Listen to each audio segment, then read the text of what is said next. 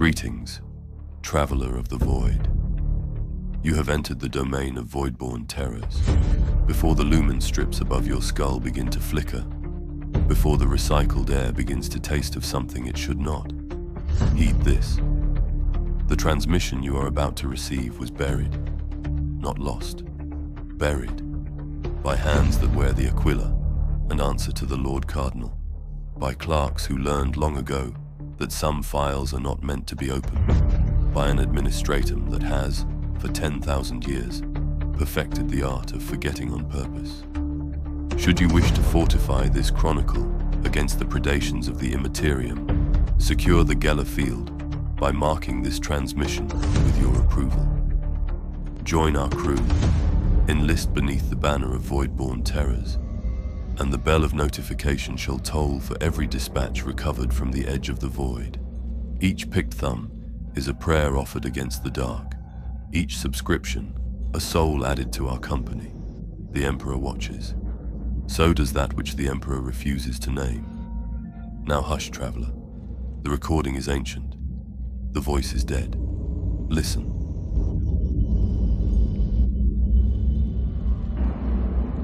Chapter 1. The Ledger That Should Not Exist. My name is Veynus Korr, sub-adept of the 3rd Stylus.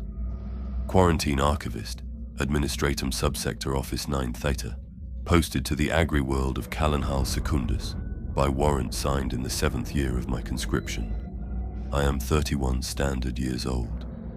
I have a left thumb that aches in the wet season because I broke it filing a tithe crate when I was 19, and I have a sister somewhere in the inner segmentum, whose face I struggle to recall.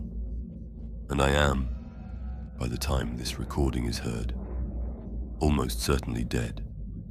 If you are listening, then someone braver than me, or stupider, has done what I could not. Let me begin where the rot began. Not in the southern continent, where the grain whispers in voices the wind should not carry. Not in the pale, patient settlements that no longer answer their own vox channels. Not even in the undervault, where the cogitators have been transmitting for 10,000 years into something that should not have ears. It began with an empty chair. The subsector outpost on Callanhal Secundus is a structure that should not, by any reasonable standard of architecture, still be standing. It was raised in the days when the Imperium was younger and its scribes more numerous, and it has been patched, not maintained patched, for so many centuries that the original ferrocrete is now merely a memory beneath layers of plaster, riveted plating, brass conduit, and the slow yellow accretion of incense soot. The outer habspires lean against one another like drunken pilgrims. The roof leaks in 17 places I can name and 43 I cannot. The eastern wing settles every 6 standard months by the thickness of a fingernail, but it still files. By the throne, it still files. 43,000 sub-adepts work within these walls. We are scriveners, scribes, cogitator thralls, ledger keepers, tithe auditors, redaction clerks, vellum stainers, and a dozen other castes I will not bore you with. We move through the corridors in slow, grey rivers. We speak in the half-whispers our masters taught us. We are interchangeable, and we know it, and we take a strange comfort in the knowing. To be replaceable is to be safe. The Administratum does not waste effort hunting down a cog when 1,000 identical cogs stand ready in the supply rack. My desk sits in the western annex, 3rd row from the brass-bound pillar, beneath a lumen strip whose machine spirit has been dying, slowly, theatrically, for the entire 7 years of my posting. It does not flicker so much as gasp, a rhythmic, arthritic stutter of light, on-off-on, like the breathing of an old man who has been promised he can die just as soon as he finishes one more task. I have grown so accustomed to its dying gasps that, on the rare nights I sleep elsewhere, I cannot rest. The silence is wrong. The silence is complete.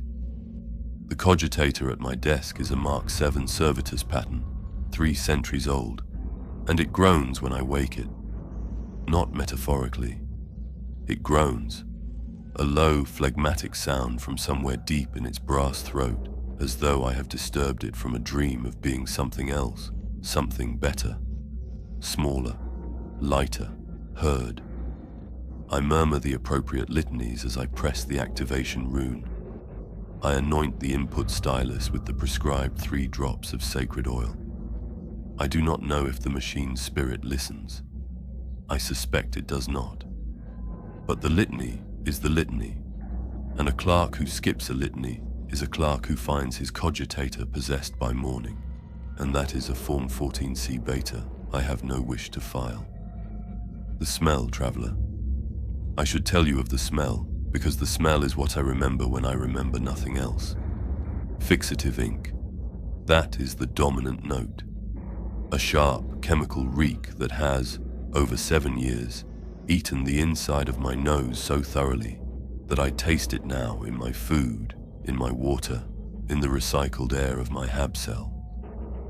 Beneath the fixative, the wet bread smell of Callanhal's perpetual humidity, soaking into the parchment stacks, growing mold in the corners of the older ledger vaults. Beneath that, the dry mineral tang of vellum and the faint sour note of human sweat.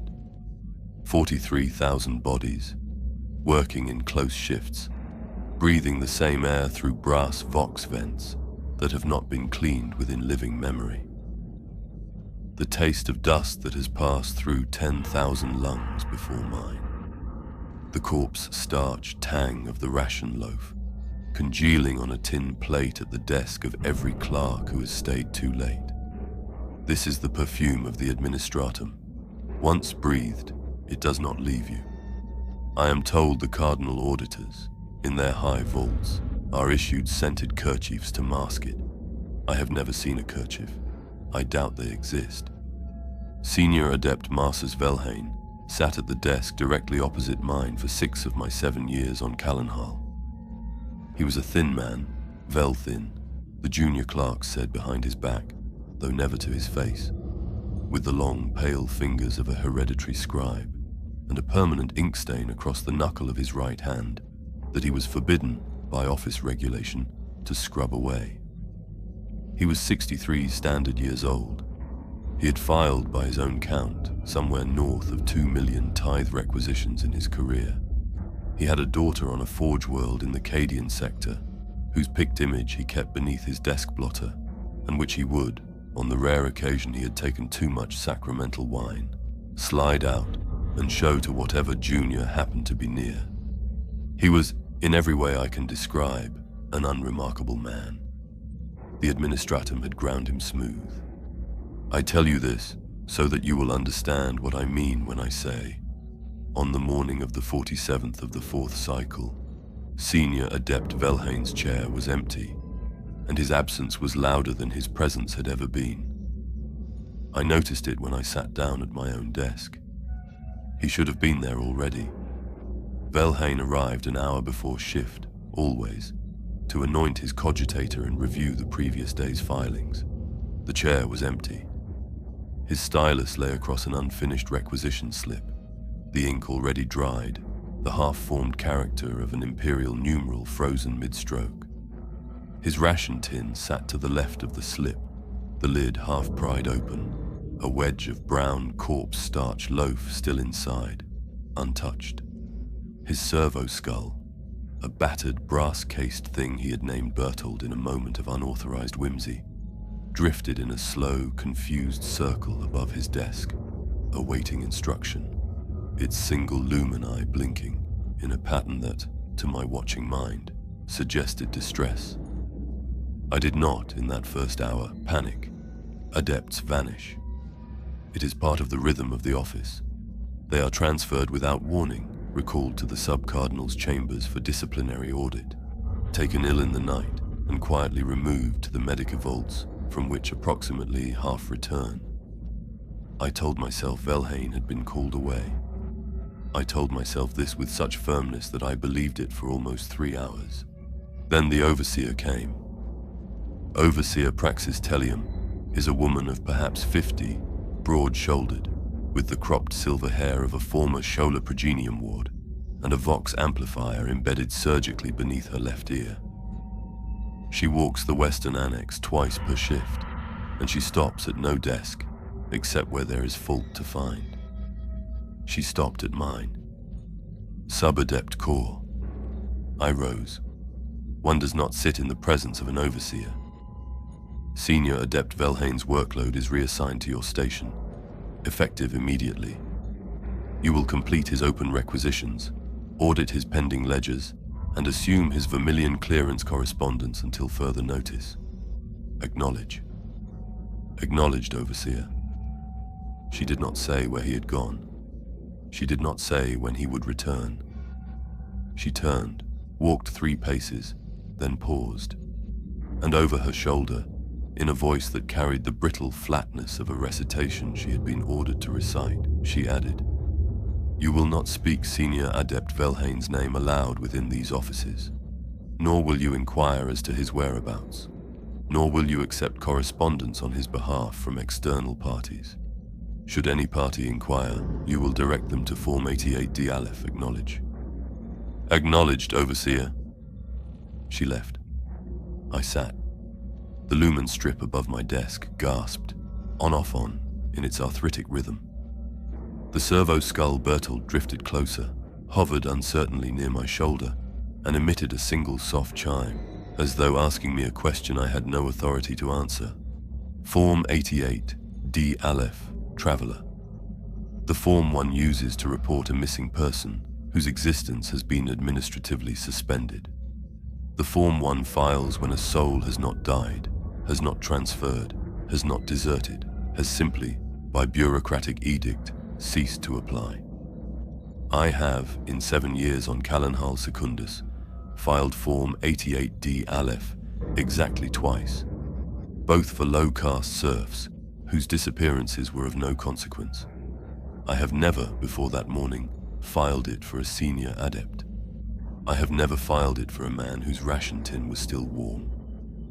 Velhain's workload arrived at my desk in the form of a sealed mahogany lockbox, delivered by 2 Adeptus Servitor porters, who said nothing, met no one's eyes, and departed the moment my thumbprint registered the receipt. The box was old. The wood had gone dark with age, and the faint patina of old incense oil. Its hasp was stamped with the sigil of the sub-cardinal's office, a stylized aquila wreathed in chains, beneath which ran a single line of high Gothic, quod scriptum, scriptum manet. What is written remains written.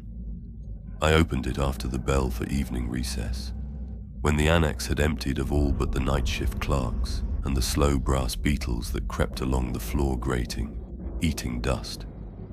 Inside the box, a single half-finished tithe ledger, parchment-bound, perhaps 400 pages, a sheaf of correspondence in Velhain's hand, 2 data crystals, one blue, one black, and lying atop the ledger as though placed there in haste, a single scrap of paper torn from a personal notebook on which Velhain had written, in a hand that began steady and grew line by line, more unsteady, as though the writer were being pursued by something that gained ground with each word. The pale wasting is not a disease. The pale wasting is a name we are not permitted to write. I have written it here. I have written it because someone must. If you read this, Junior, you must understand. The Administratum has not failed to identify it. The Administratum has refused to name it. There is a difference, and the difference is the whole horror. Burn this before they... The sentence broke there, mid-word. The ink trailed off as though the stylus had been pulled from his hand. I sat in the dying light of my arthritic lumen strip and read the note 3 times, 4 times. My left thumb ached. The fixative ink reek crawled into my throat. The servo skull Bertolt drifted to a halt above the desk and emitted very softly a low and unhappy hum. I opened the ledger. The pages were a census, not of tithes, but of people. Grain serfs from the southern continental hab clusters, listed by name, by caste designation, by settlement. Threshing-Hold Vorm, Pale Reach, Sister Granary Ishil. Names I had filed 1,000 tithe reports against. Names that had been, until that morning, no more than abstractions on a balance sheet. And every name, traveler, every name, had been struck through in black ink, not redacted with the standard vermilion bar, not marked deceased with the small grey cross we use for the dead, struck through in heavy, deliberate black strokes, applied so thickly that in places the parchment had cockled and warped beneath the saturation, as though someone had not wanted to merely delete these people, as though someone had wanted to bury them, as though the act of striking through had been a ritual, performed line by line, name by name, until the hand grew tired and the ink ran thin, and still the work went on. I counted before my eyes refused to count any further. 3,412 names. On the pages I had so far turned. There were 280 more pages in the ledger. I do not know how long I sat there. The lumen strip gasped above me. The fixative ink reek thickened. The night shift around me murmured their litanies, and their cogitators groaned their slow groans, and Berthold hovered close, close, as though seeking warmth. It was then that my vox bead crackled. My personal vox bead, traveler, the one tuned to internal office channels only, the one that should never have received an external signal. It crackled, 3 sharp bursts of static, the cadence of someone clearing a throat, and then a voice spoke into my ear.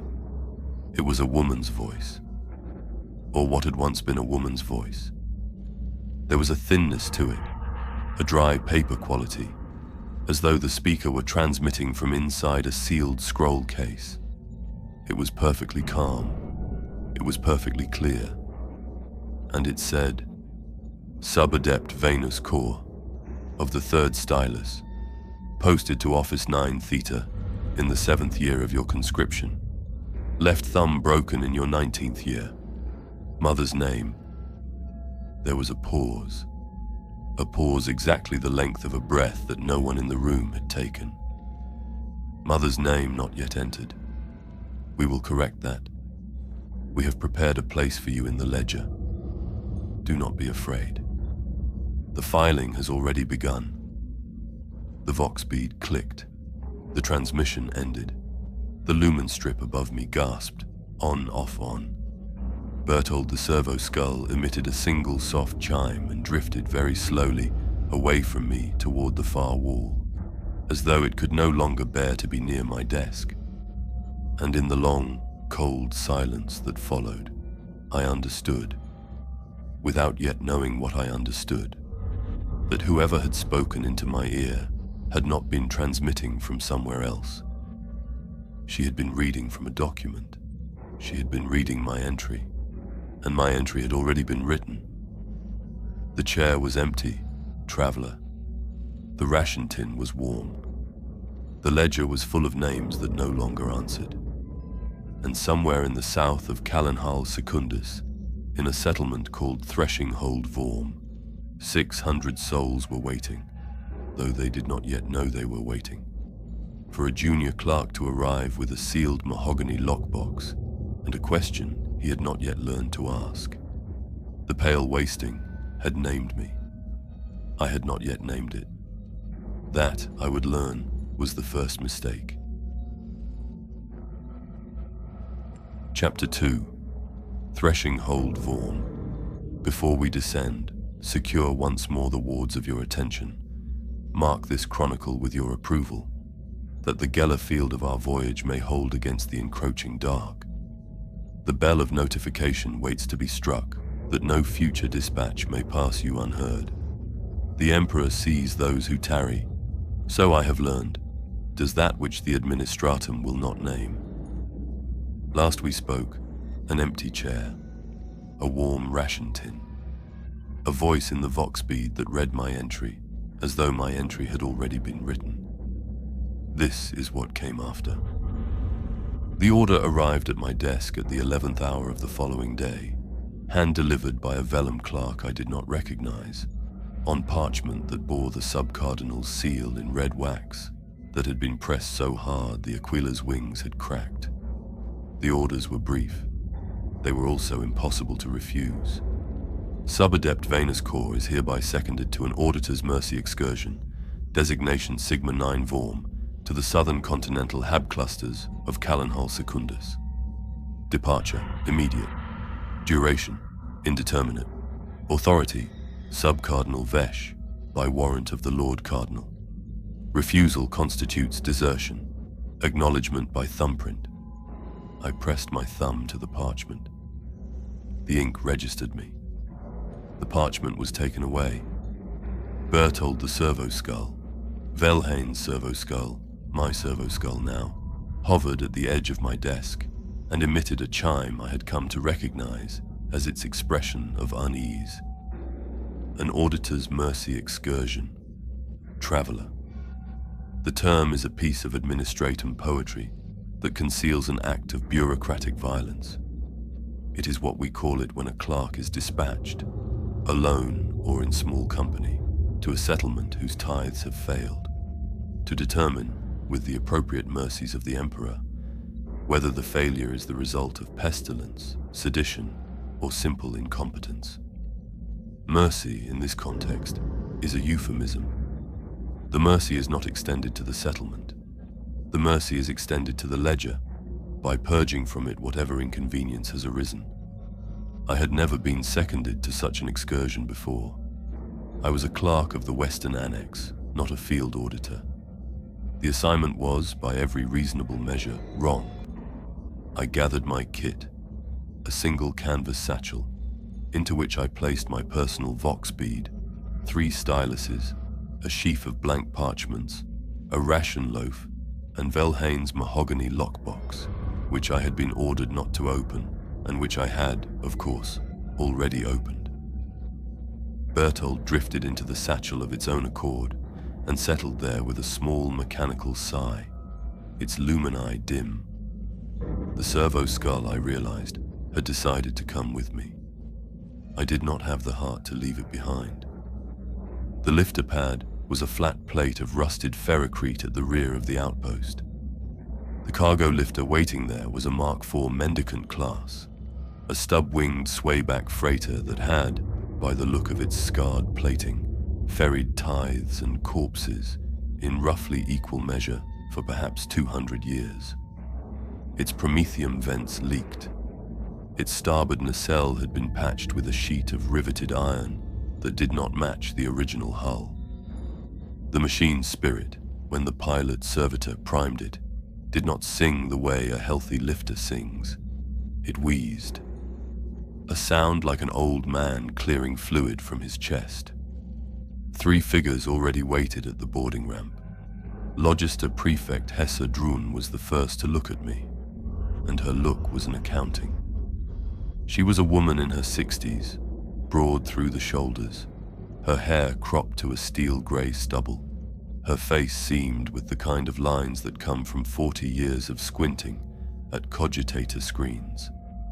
She wore the slate-grey coat of the logistical prefecture, its collar pinned with 3 small brass aquilae, denoting commendations, whose details I did not know and would never ask. Her left hand was missing the smallest 2 fingers, the stumps clean, ancient, healed long ago, the work of a Hab collapse in her youth that she would, much later, describe to me in a single flat sentence and never mention again. She studied me for perhaps 4 seconds. Then she nodded once and turned away. "Sub-Adept Korr," she said, not looking back. "You're the junior. You'll ride in the rear bay with the rations. Try not to vomit on the requisition forms." "Yes, Logister Prefect." Confessor Bram Yossel was already aboard. He was a fat man, ministorum fat, the kind of softness that comes from sacramental wine and the absence of physical labor, perhaps 70 years old, with broken capillaries across his cheeks and a permanent roomy whistle to his breathing that I would come to know intimately over the days that followed. He wore the dark red robes of a confessor, much mended, the aquila at his breast, tarnished and rubbed smooth in the center from countless anxious thumbings. He looked at me through watery blue eyes, raised a small flask in greeting, and rasped, "Sit, sit, Junior, a long ride south. The Emperor sees all journeys, but he prefers the comfortable ones." He laughed at his own joke. The laugh became a cough. The cough became a long, wet, whuffing exhalation that fogged the lifter's recycled air and reminded me, unpleasantly, of the noise an overpressured boiler makes before a maintenance adept is called to bleed it. The fourth figure said nothing. Proctor Jan Vrecht of the Adeptus Arbeits stood at the rear of the boarding ramp in his black carapace armor, helmeted, his shotgun slung across his chest in the cross-body carry of a man who had used it recently and expected to use it again. I could see nothing on his face. The helmet's Vox grill pointed in my direction for perhaps 3 seconds. Then it pointed away. He did not greet me. He did not nod. He simply stepped aboard and took the rearmost seat. And for the entire 7-hour flight south, he spoke 4 words. 4. I counted them later in my journal. In the small hours of an evening I could not sleep through, because the counting felt like an act of resistance against something I could not yet name. The 4 words were these: watch the eastern horizon.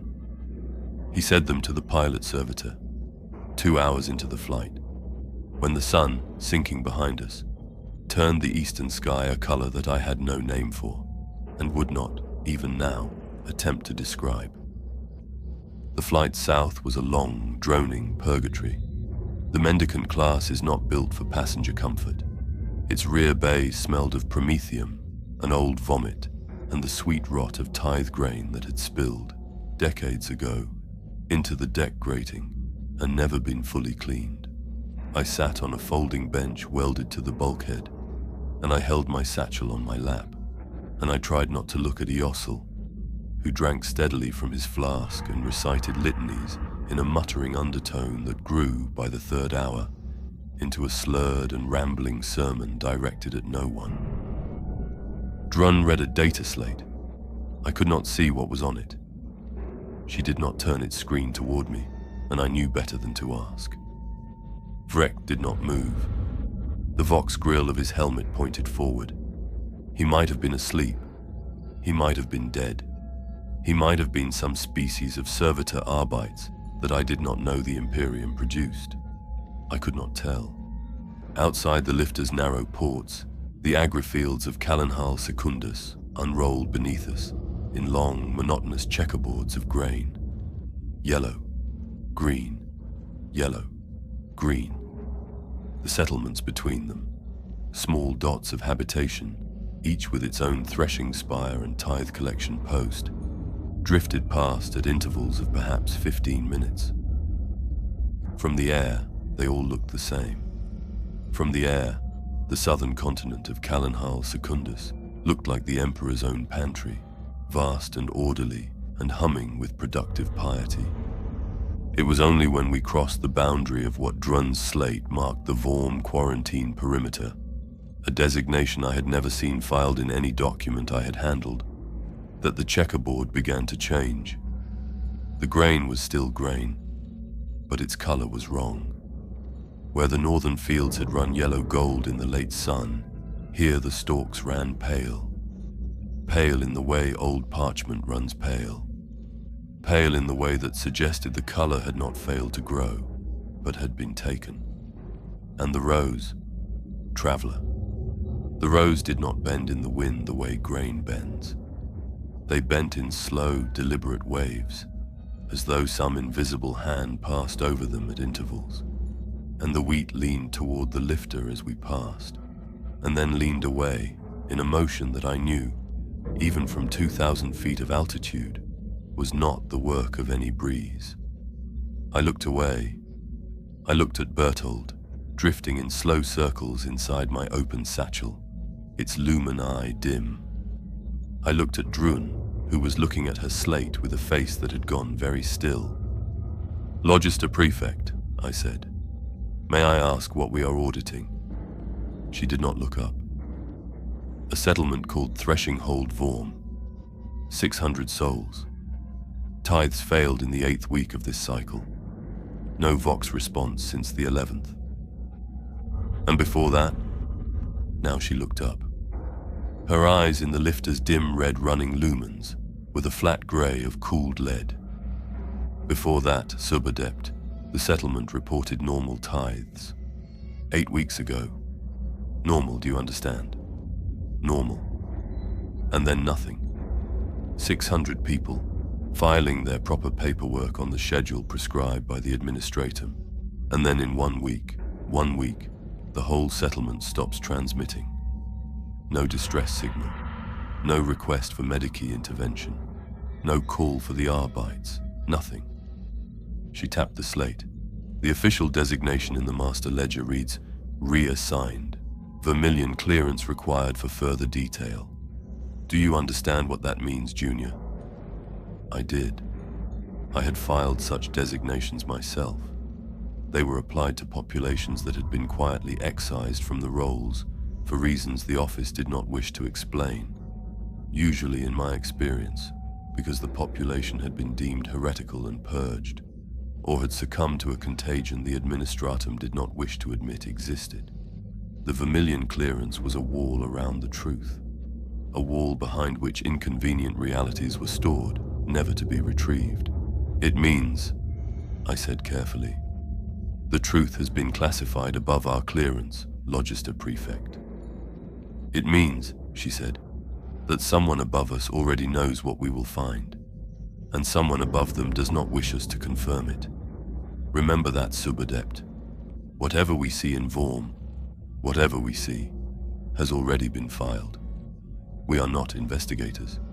We are witnesses, and witnesses in the Administratum are often required to forget." She returned to her slate. Yosil laughed softly, somewhere behind me, and took another pull from his flask, and began to recite the litany of the blessed forgetting in a voice that, by then, had grown so slurred that the words ran together into a single long sibilance. We landed at Threshing-Hold Vorm in the last hour before full dark. The lifter's struts touched ferrocrete that had not been swept in weeks. The receiving pad was scattered with dry grain husks and the desiccated bodies of some small insect species I did not recognize, which crunched beneath my boots as I stepped down the ramp. The wind from the surrounding fields carried a cold edge that had no business in this latitude, in this season, and it carried no sound, no birdsong, no insect thrum, no distant bleat of grox or whicker of agribeast. Nothing. I had grown up in a hive city, traveler. I have never in my life stood in a silence so complete. The hive is many things, but it is never quiet. Even the deepest sumps hum with the distant murmur of 40 billion souls. The agri-world, I had been told before my posting, was a place of soft and constant background sound. The buzz of pollination drones, the rustle of grain, the calls of the small avian creatures that ate the chaff. I had been looking forward, in some small and never-admitted way, to hearing it. There was none of it. There was wind across pale grain, and there was, somewhere beyond the central plaza, the slow, rhythmic grind of a threshing cogitator at work. And there was Yosel's wet, whuffing breath behind me as he descended the ramp. That was all. The settlement spread out before us in the dying red light. Habstacks of rust-streaked plasteel, 4 and 5 stories tall, their windows dark. A central plaza floored in cracked ferrocrete, at the center of which stood the tithe collection post. A rust-pitted iron column, with the aquila bolted to its crown, the standard fixture of every Imperial agri-settlement in the segmentum. The threshing spire rose at the settlement's western edge, perhaps 200 feet tall, its great brass intake throats yawning at the sky. The Vox mast that should have stood beside it, that did stand beside it, listed at an angle of perhaps 15 degrees from true vertical, as though something had pushed it gently sideways and walked away. The Vox mast's antenna fronds were clotted with a pale, soft growth. From a distance I took it for bread mold, the kind that infested the ration vaults during the wet months. But as I drew closer, Drun walking ahead of me, Vrecht flanking, Yossel wheezing behind, I saw that the growth was something else. It had the texture of mold. It had the color of mold. But when the wind passed over it, it gave off no smell. No smell, traveler. Not the absence of stench, the negation of it.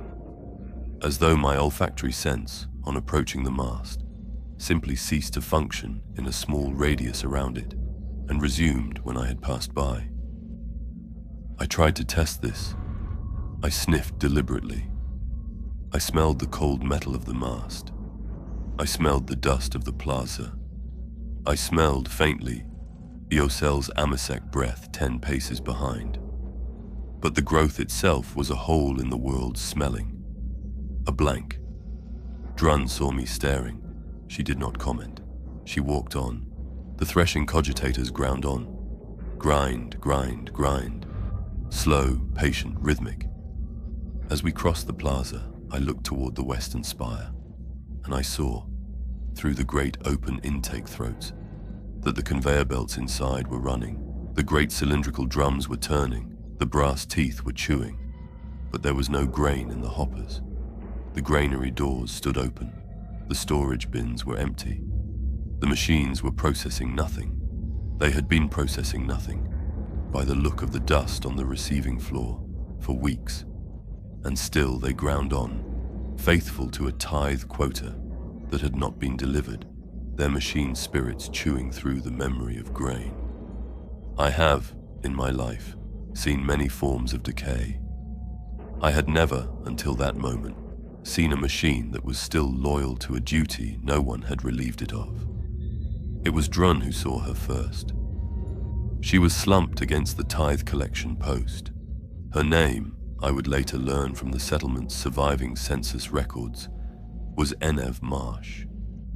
She had been a grain serf of the 7th caste, 41 standard years old, with 3 children and a husband who had been quietly redacted 4 weeks before the rest of his family.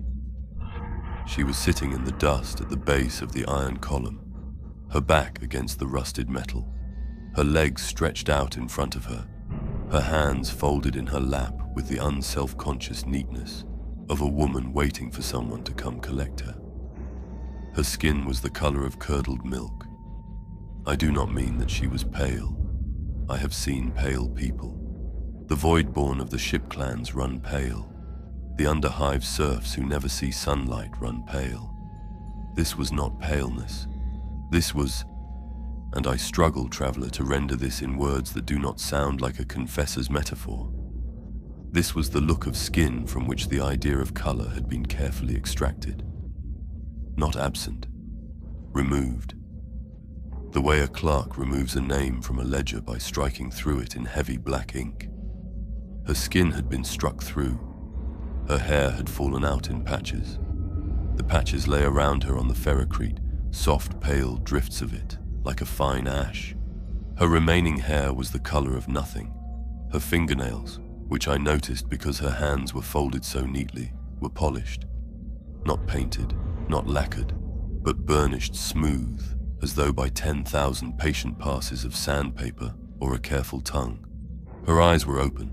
The irises had no color. They had the dim, even gray-white of an overcast sky seen through fogged glass. The pupils were small and perfectly round. The whites of her eyes were also gray-white, blending into the irises with no distinct border, so that her whole eye gave the impression of 2 flat discs of weak light set into her face. She blinked, slowly, wetly, and her eyes tracked me.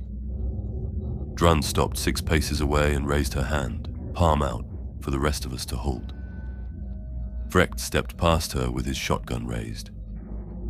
Eosel, throne preserve me, Eosel. pushed past both of them, his confessor's robes flaring, his aquila clutched in his fat fingers, muttering some half-formed rite of cleansing. "Daughter of the Emperor," he wheezed. "Be at peace." He pressed the aquila to her forehead. Her lips parted. The sound that came out of her was not a voice, traveler. I want you to understand this.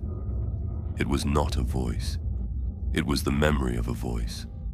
The way an empty hab chamber holds the echo of conversations that ended hours ago. The way an old Vox recording sounds when the wax cylinder has been played so many times, the words have worn down to a whisper of a whisper. There were no syllables. There was only the shape of speech, the cadence of it, the rise and fall, as though something inside her was reciting from memory and could no longer remember what the words had been. Yossel staggered back. The aquila fell from his fingers. He made the sign of the aquila across his chest with a hand that was, I saw, trembling. The woman did not move. Her eyes tracked us. She did not blink again for a very long time. Drun, behind me, said in a voice that I had never heard her use, "Throne of Terror." And Vrecht, who had spoken 4 words in 7 hours, lowered his shotgun and said, very softly, the 5th word he would speak that day. It was a name. I did not recognize it then. I would, much later. He said, "Ishil." We did not sleep that night in the open. Drun ordered us into the abandoned Administratum sub-office at the plaza's eastern edge. A low ferrocrete bunker of 3 rooms, its door hanging open, its interior dust-thick but intact. We barricaded the door with a filing cabinet that had been emptied of its contents, the parchments scattered across the floor in a pale drift that, I noticed but did not say, looked very much like the drift of fallen hair around the woman at the post. We left her there. We did not know what else to do. Vrecht suggested in his 4th and 5th words that we should end her mercy. Drun forbade it. "Witnesses," she said, "not investigators. We were to file what we saw, not to alter it." I do not know if she was right. I think of Enev Marsh sitting in the dust now, often, and I do not know. Yossel took the inner room. He said he wished to pray. Drun and Vrecht took the larger room, against the door. I was given a narrow side chamber with a cot whose mattress had gone to mildew, and I lay on it in the dark with Bertold drifting in a slow, sad circle above me, its lumini dim. And I listened to Yossel pray in the next room.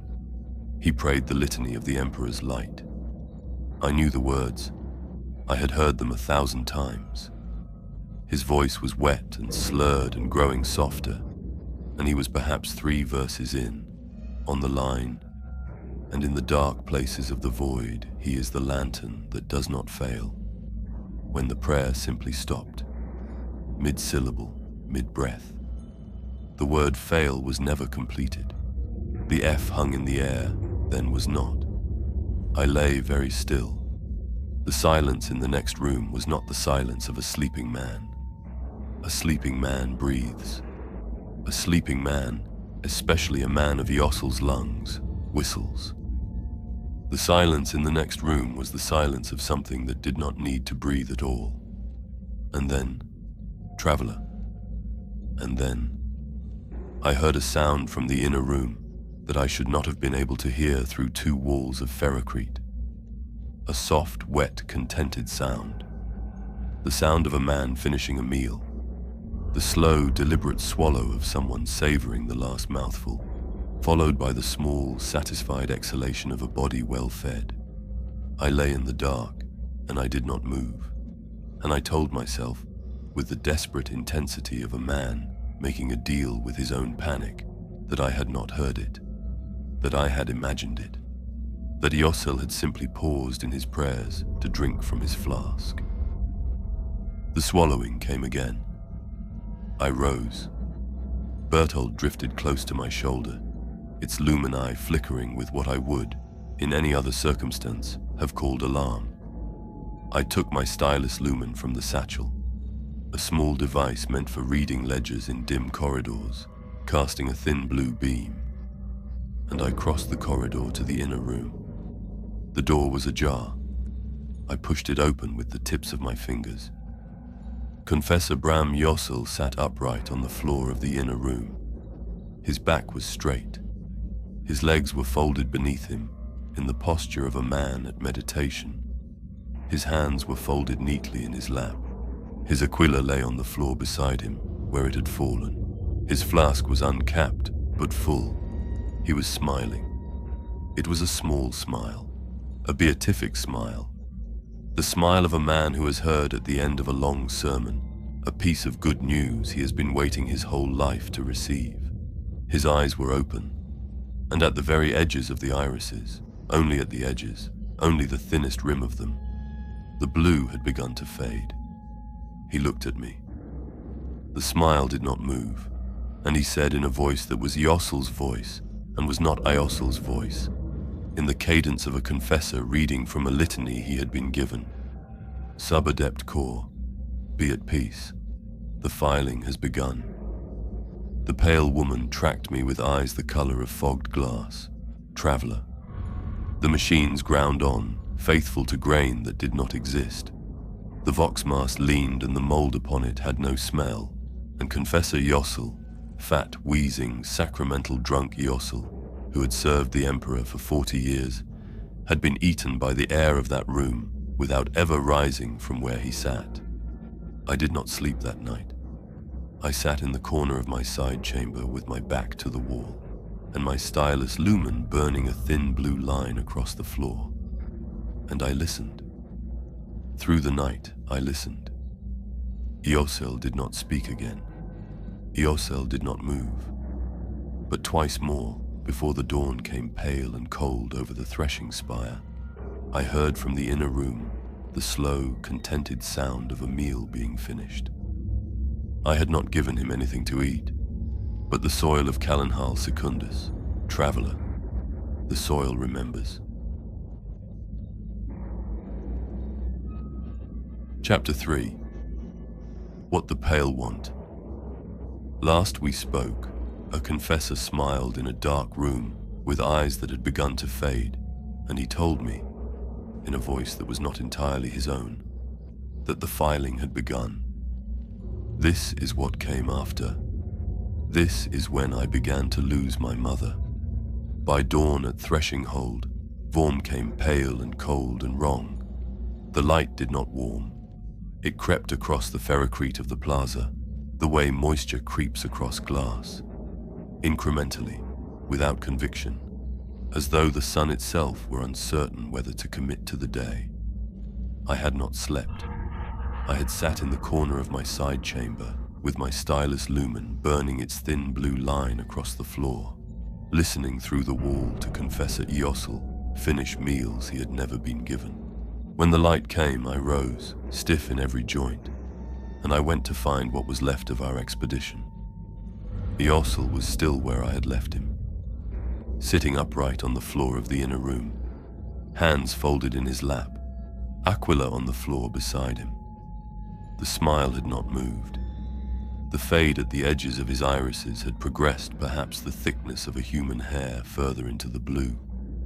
He looked at me as I entered. He did not move his head. Only his eyes tracked. Sub-Adept, he said.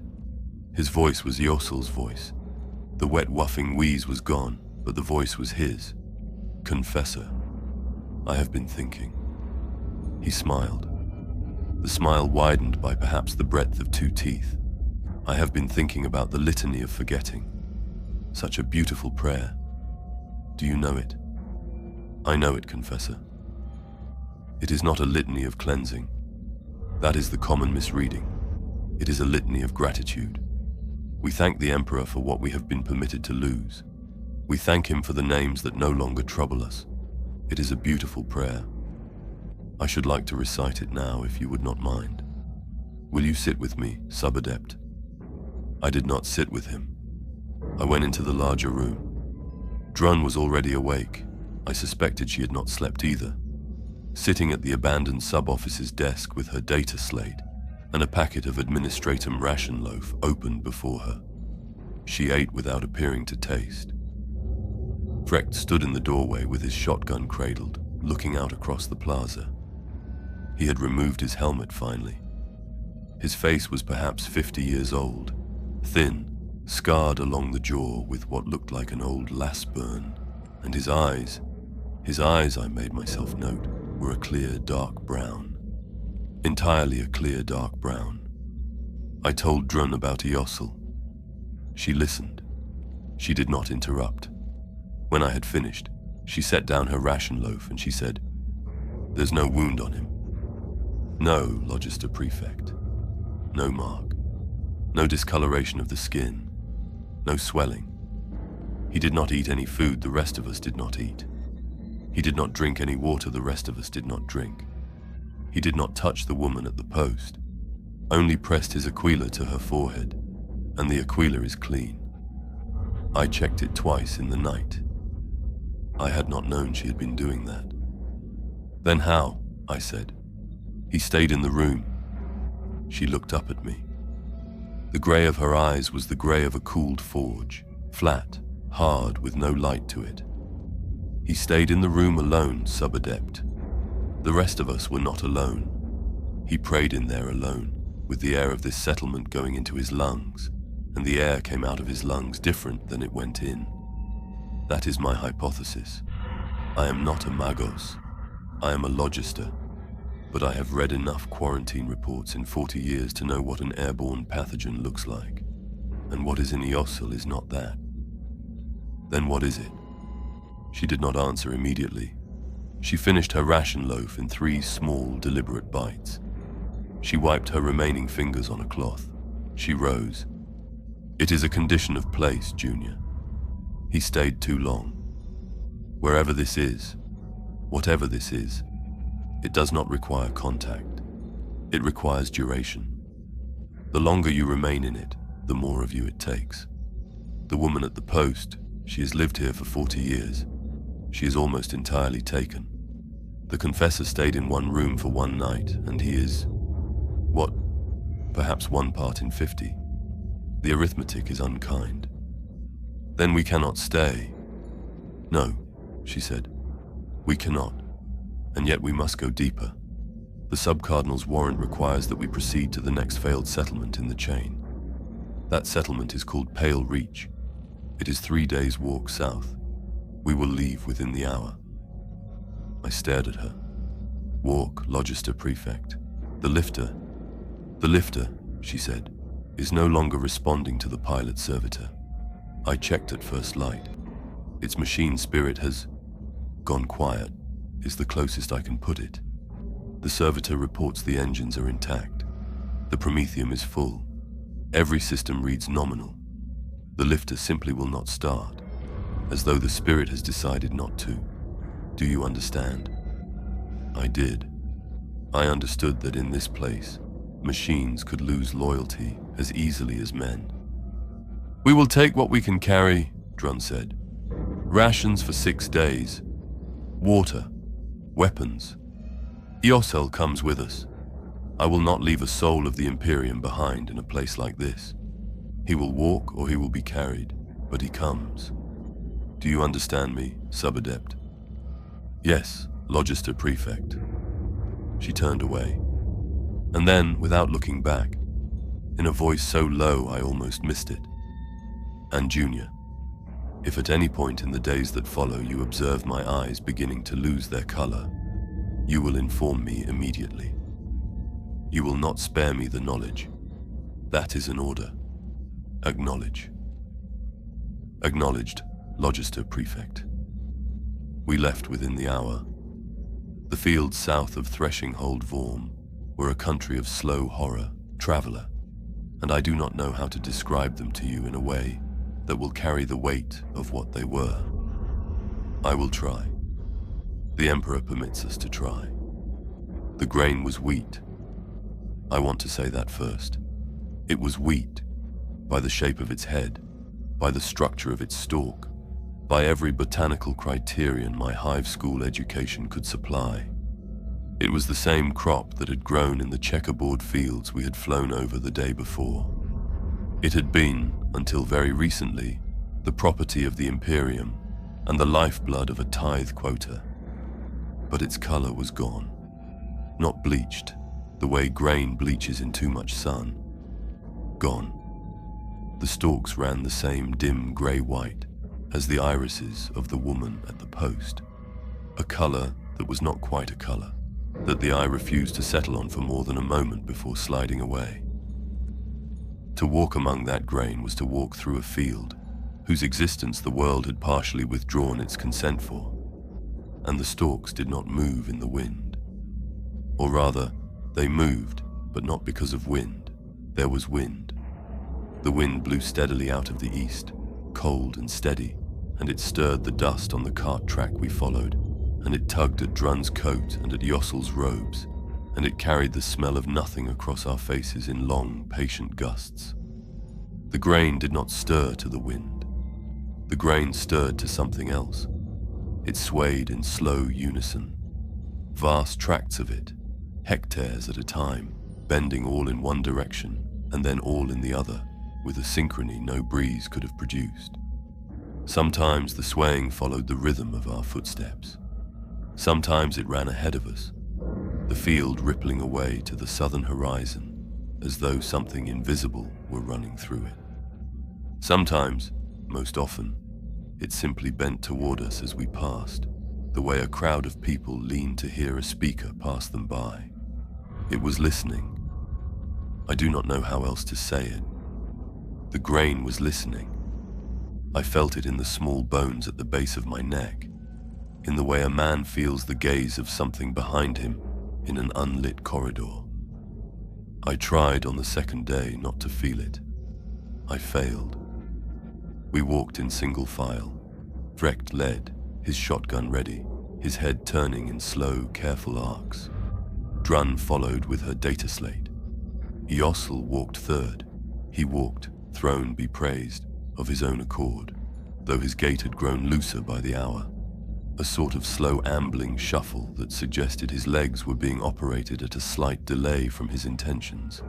He smiled the whole way.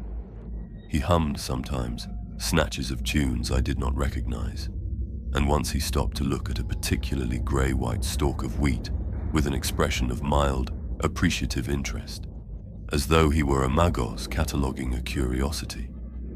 I walked last.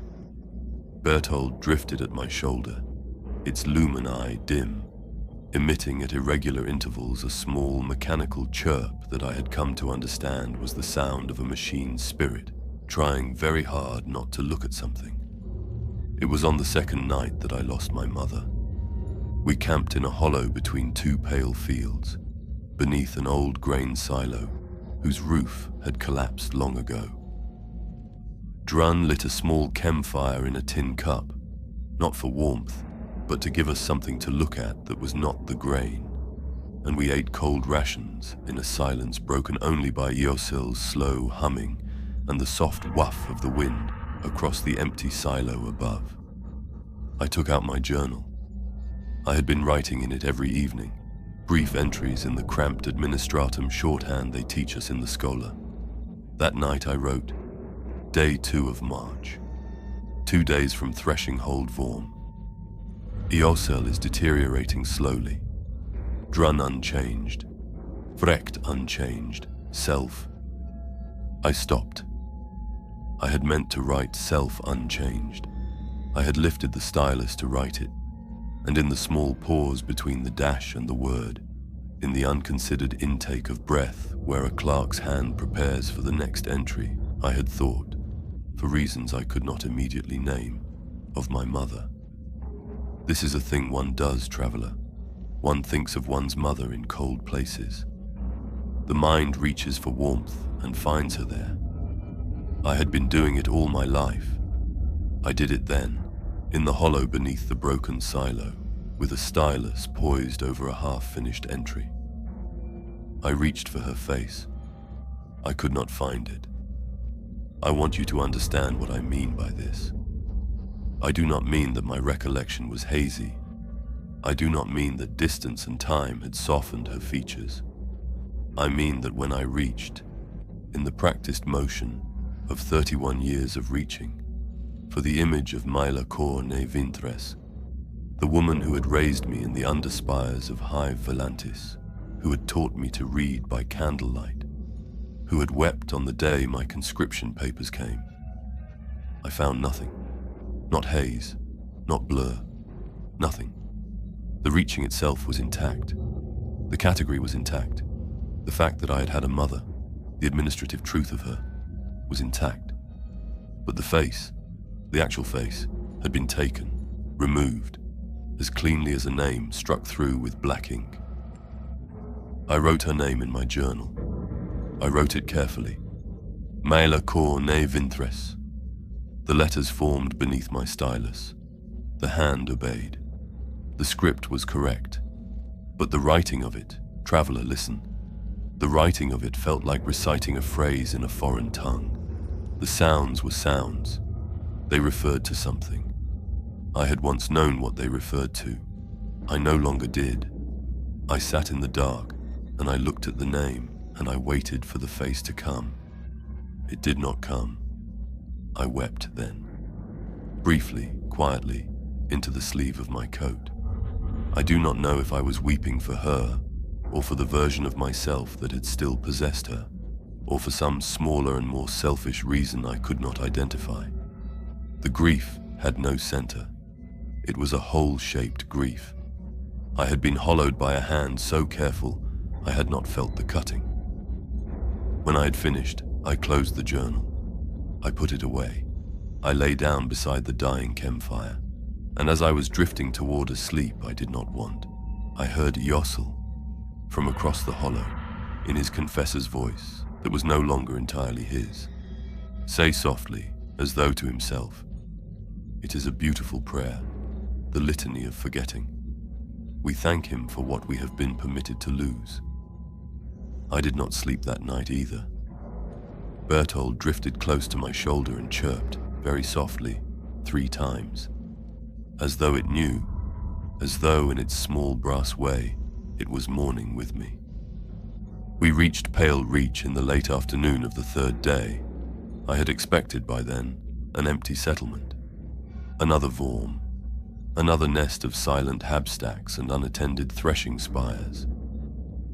Drun had told us from her slate that Pale Reach had a registered population of 2,047 souls, and I had assumed those souls were gone, relocated, redacted, dissolved into the same vermilion blank that had swallowed Vorm. I was wrong. They were all still there. The settlement opened before us at the crest of a low rise. Habstacks, plaza, threshing spire to the west, the usual layout of an Imperial agri-cluster. But the central thoroughfare, the wide ferrocrete avenue that ran north-south through the heart of Pale Reach, from the threshing spire to the tithe collection post, was full. 2,000 grain serfs stood in rows. I want you to picture this, traveler. I want you to picture it because no description I give will be adequate, and I would rather you bear half the horror with me than ask me to carry it alone. Imagine a parade ground. Imagine the parade ground filled with bodies, standing in perfectly ordered ranks, file by file, with the same neat spacing one would expect of Astra Militarum on inspection day. Imagine that everybody wears the rough grey homespun of a grain serf. Everybody's hair has fallen out in patches and lies in soft pale drifts around its feet. Everybody's skin is the curdled milk pallor I had seen on the woman at the post. Everybody's eyes are the dim grey-white of fogged glass.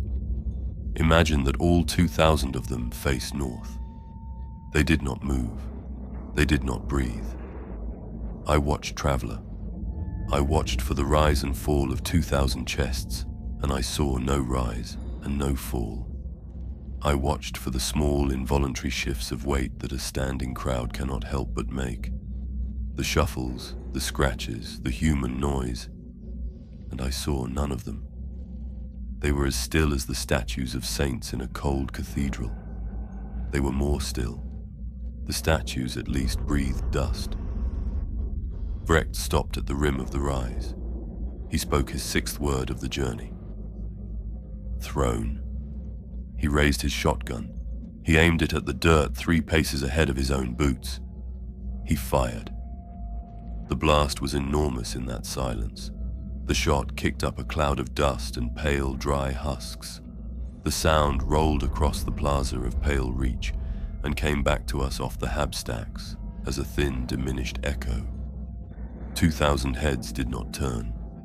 2,000 pairs of grey-white eyes did not shift. But I felt it first as a pressure at the base of my skull.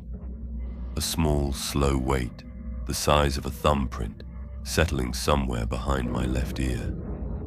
And then I looked at the nearest rank of the wasted, perhaps 30 paces from where I stood at the lip of the rise, and I saw that their eyes had moved, not their heads, not their bodies, only their eyes. The eyes had rotated in their sockets with a slow, even patience to fix upon me, not on Vrecht, who had fired the gun, not on Drun, who stood at my left, not on Eosel, who shuffled and smiled 3 paces behind. On me. I looked at the next rank. The same. Eyes rotated. Tracking. Mine. I looked at the 3rd rank, and the 4th, and the 10th, and the 100th. Every pair of grey-white eyes in that thoroughfare had found me. 2,000 pairs, 2,000 small, slow, patient adjustments of the gaze, and every gaze terminating in the same point of focus.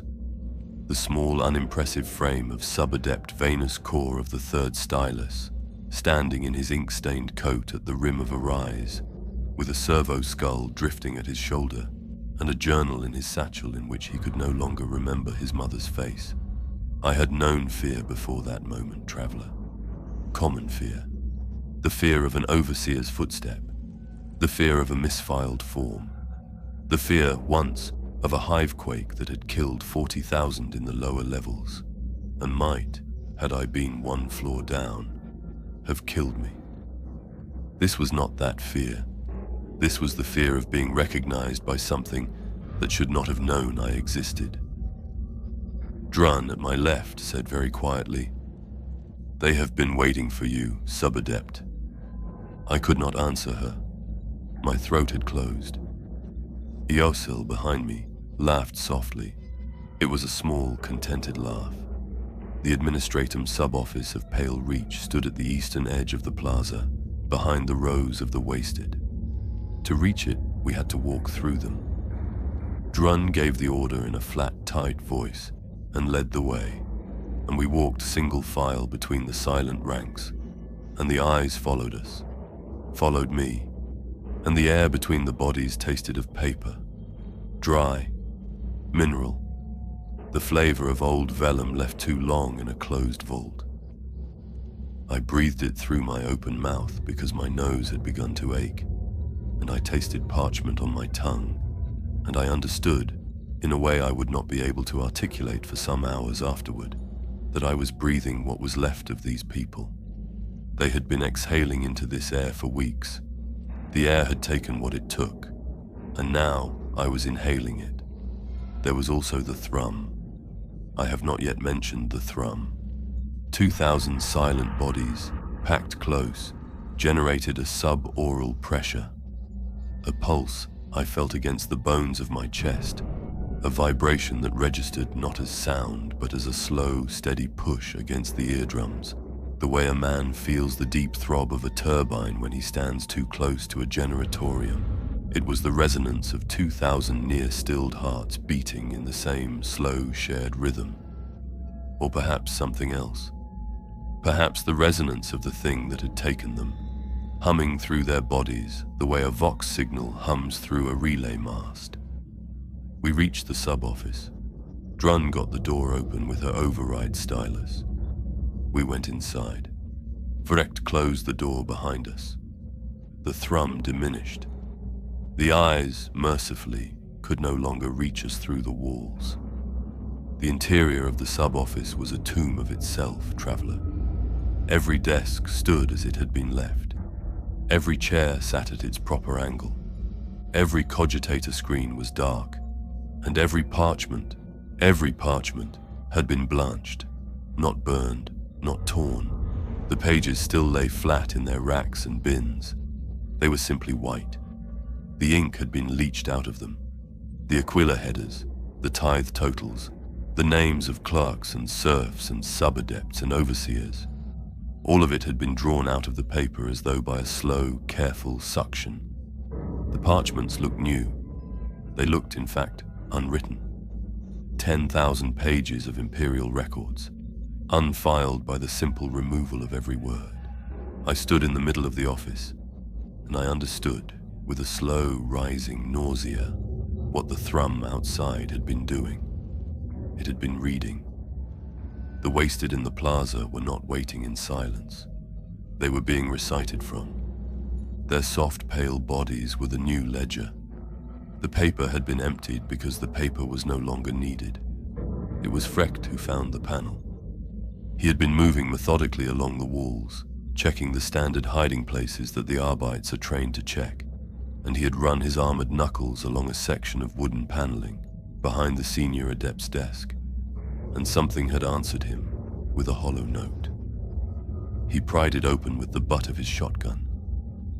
Behind the panel, in a recess scarcely large enough to hold it, sat a brass-bound book. I knew the book. I had seen its twin in Velhain's lockbox.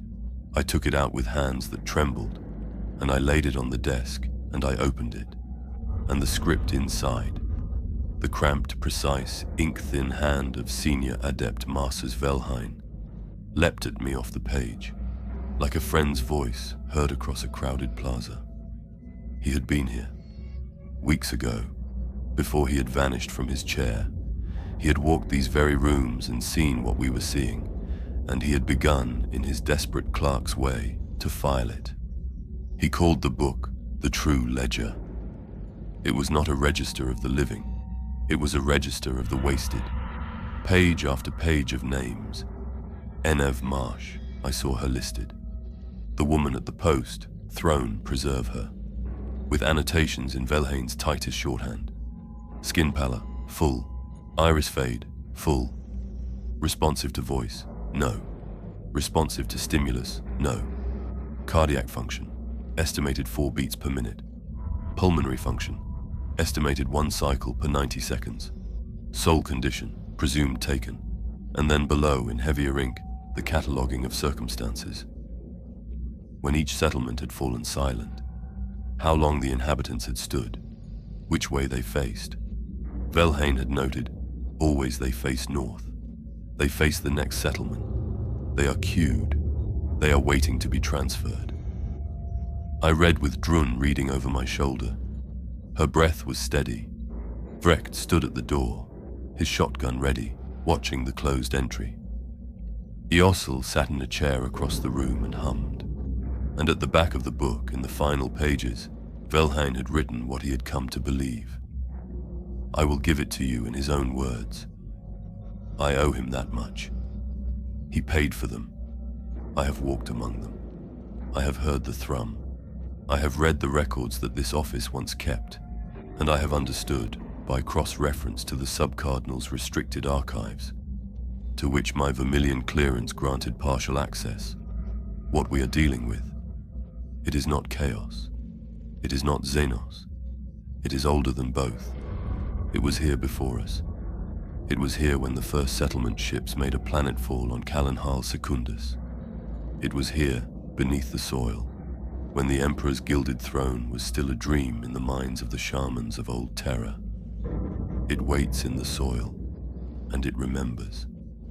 And what it wants, what it has always wanted, is to be remembered. We forgot it. That is the Administratum's greatest sin. Not heresy, not corruption, forgetting. 10,000 years ago, someone in our order made a contract with this thing, and 10,000 years ago, someone in our order redacted the contract from our own records. We struck it through. We hid it from ourselves. And so it has come at last to teach us, in the only language we understand, what it means to be unfiled. It is taking back what we tried to erase. One mind, one face, one name at a time. Pale Reach is not dead, Junior. Whoever reads this, and I pray it is you, Korr, because I trust you and because you are the only clerk in 9 Theta who still has the wit to ask questions. Pale Reach is not dead. They are not dead. They are filed. I read the words. I read them again. I put my hand flat on the page over them, as though to hold them down. My fingers shook. Drun, behind me, drew in a breath to speak. The breath came in. The words did not come out. I waited, in the slow, stretched moment that followed, for her to finish her sentence. The silence extended. The silence kept extending. Some sentences are not finished, traveler. Some are taken in mid-breath. I turned. Logister Prefect Hessa Drun stood at my shoulder with her face composed and her hands folded neatly in front of her. Folded, in the manner of a woman waiting patiently for an audience to settle. The fingers she had lost in the Hab collapse 40 years ago were of no consequence to that folding. They had been gone a long time. The folding accommodated them. Her eyes had begun to fade. It was not yet complete.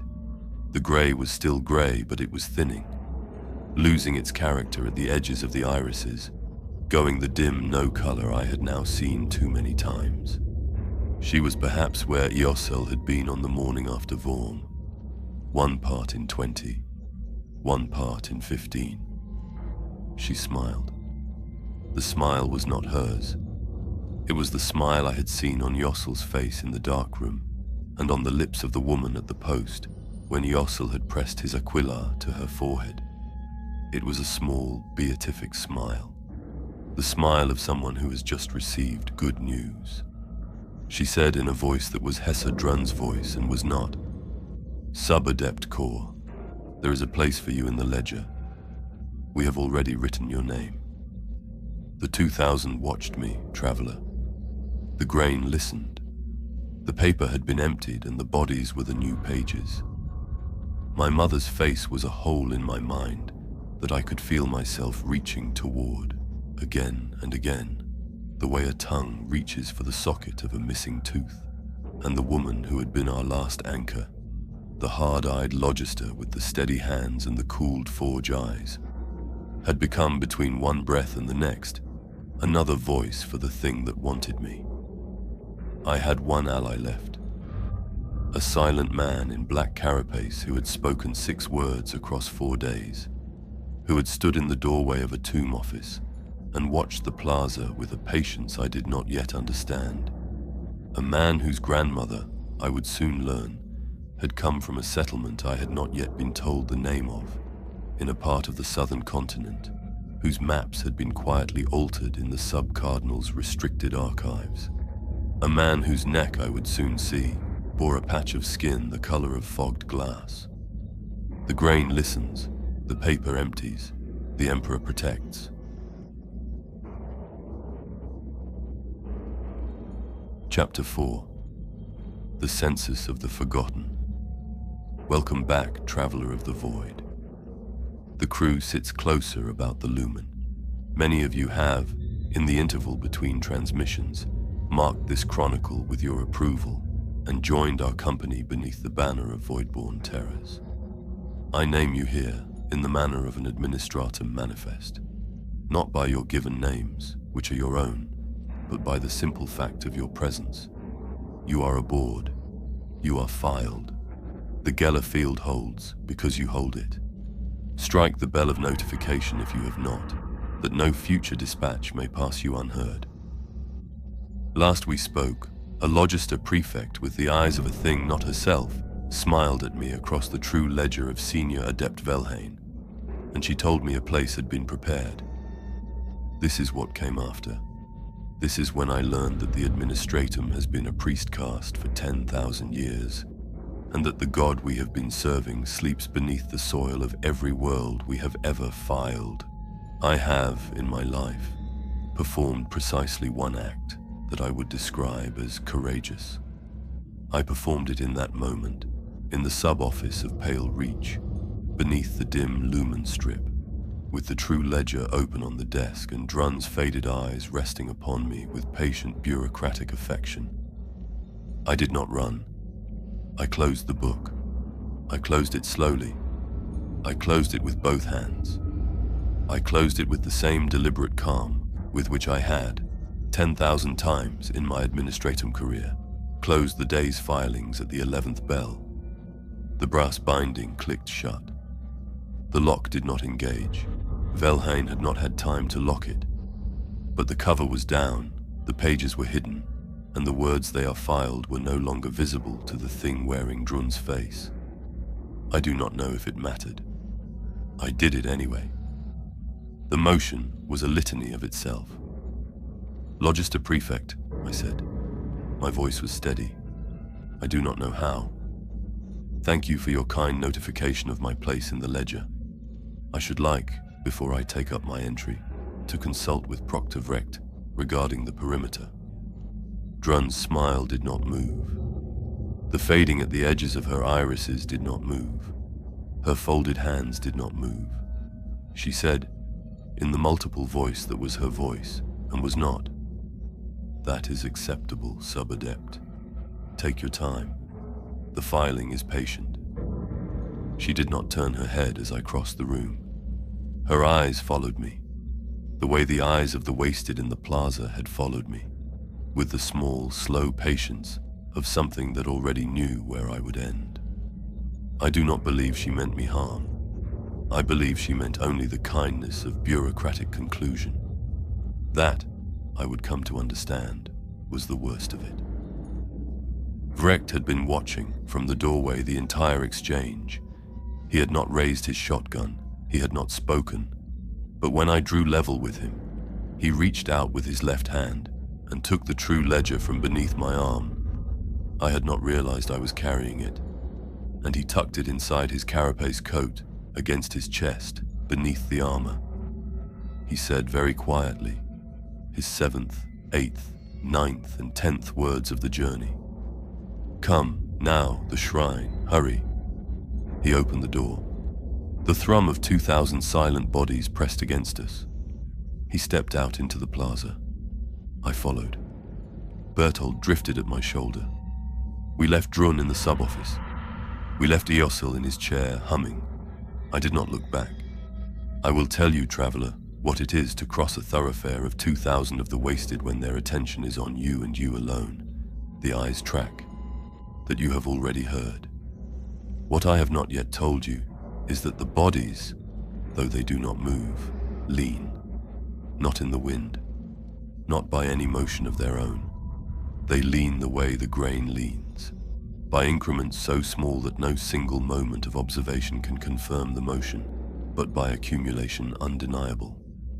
As I walked the avenue between them, the front ranks at the limit of my passage had angled themselves perhaps 2 degrees toward my path.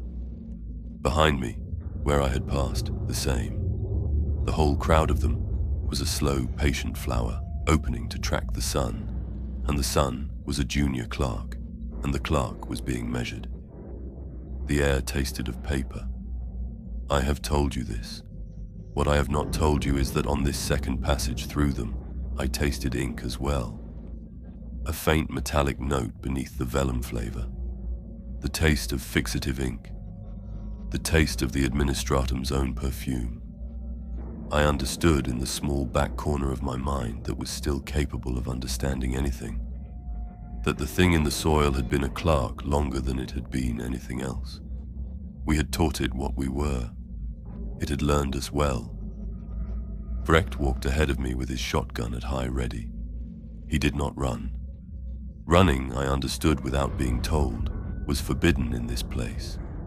Running would have given the leaning ranks something to lean after. We walked at the pace of an adept on his morning errands. We walked through them, and we passed beyond them, and at the southern edge of the plaza, we entered a narrow side street between 2 habstacks, and only when the bodies were behind us and out of sight did Vrecht permit himself to break into the long, controlled stride of a man on a clock. He led me. I did not ask where. I had nothing left to ask with. Berthold drifted close, its lumen eye flickering, and I think I patted the brass of its casing once, absently, the way a man pats a dog that has stayed with him through a hard day. We left Pale Reach on its southern road. We walked. The pale grain leaned. The wind smelled of nothing. The sun crawled westward across a sky the color of bone. It was an hour out from the settlement, on an empty stretch of cart track between two fields, that Recht stopped, turned to me, and said the longest sentence he had yet spoken. My grandmother came from a settlement called Sister Granary Ishil, redacted 4 months ago. I requested transfer to this audit. I have known for 16 years what we would find.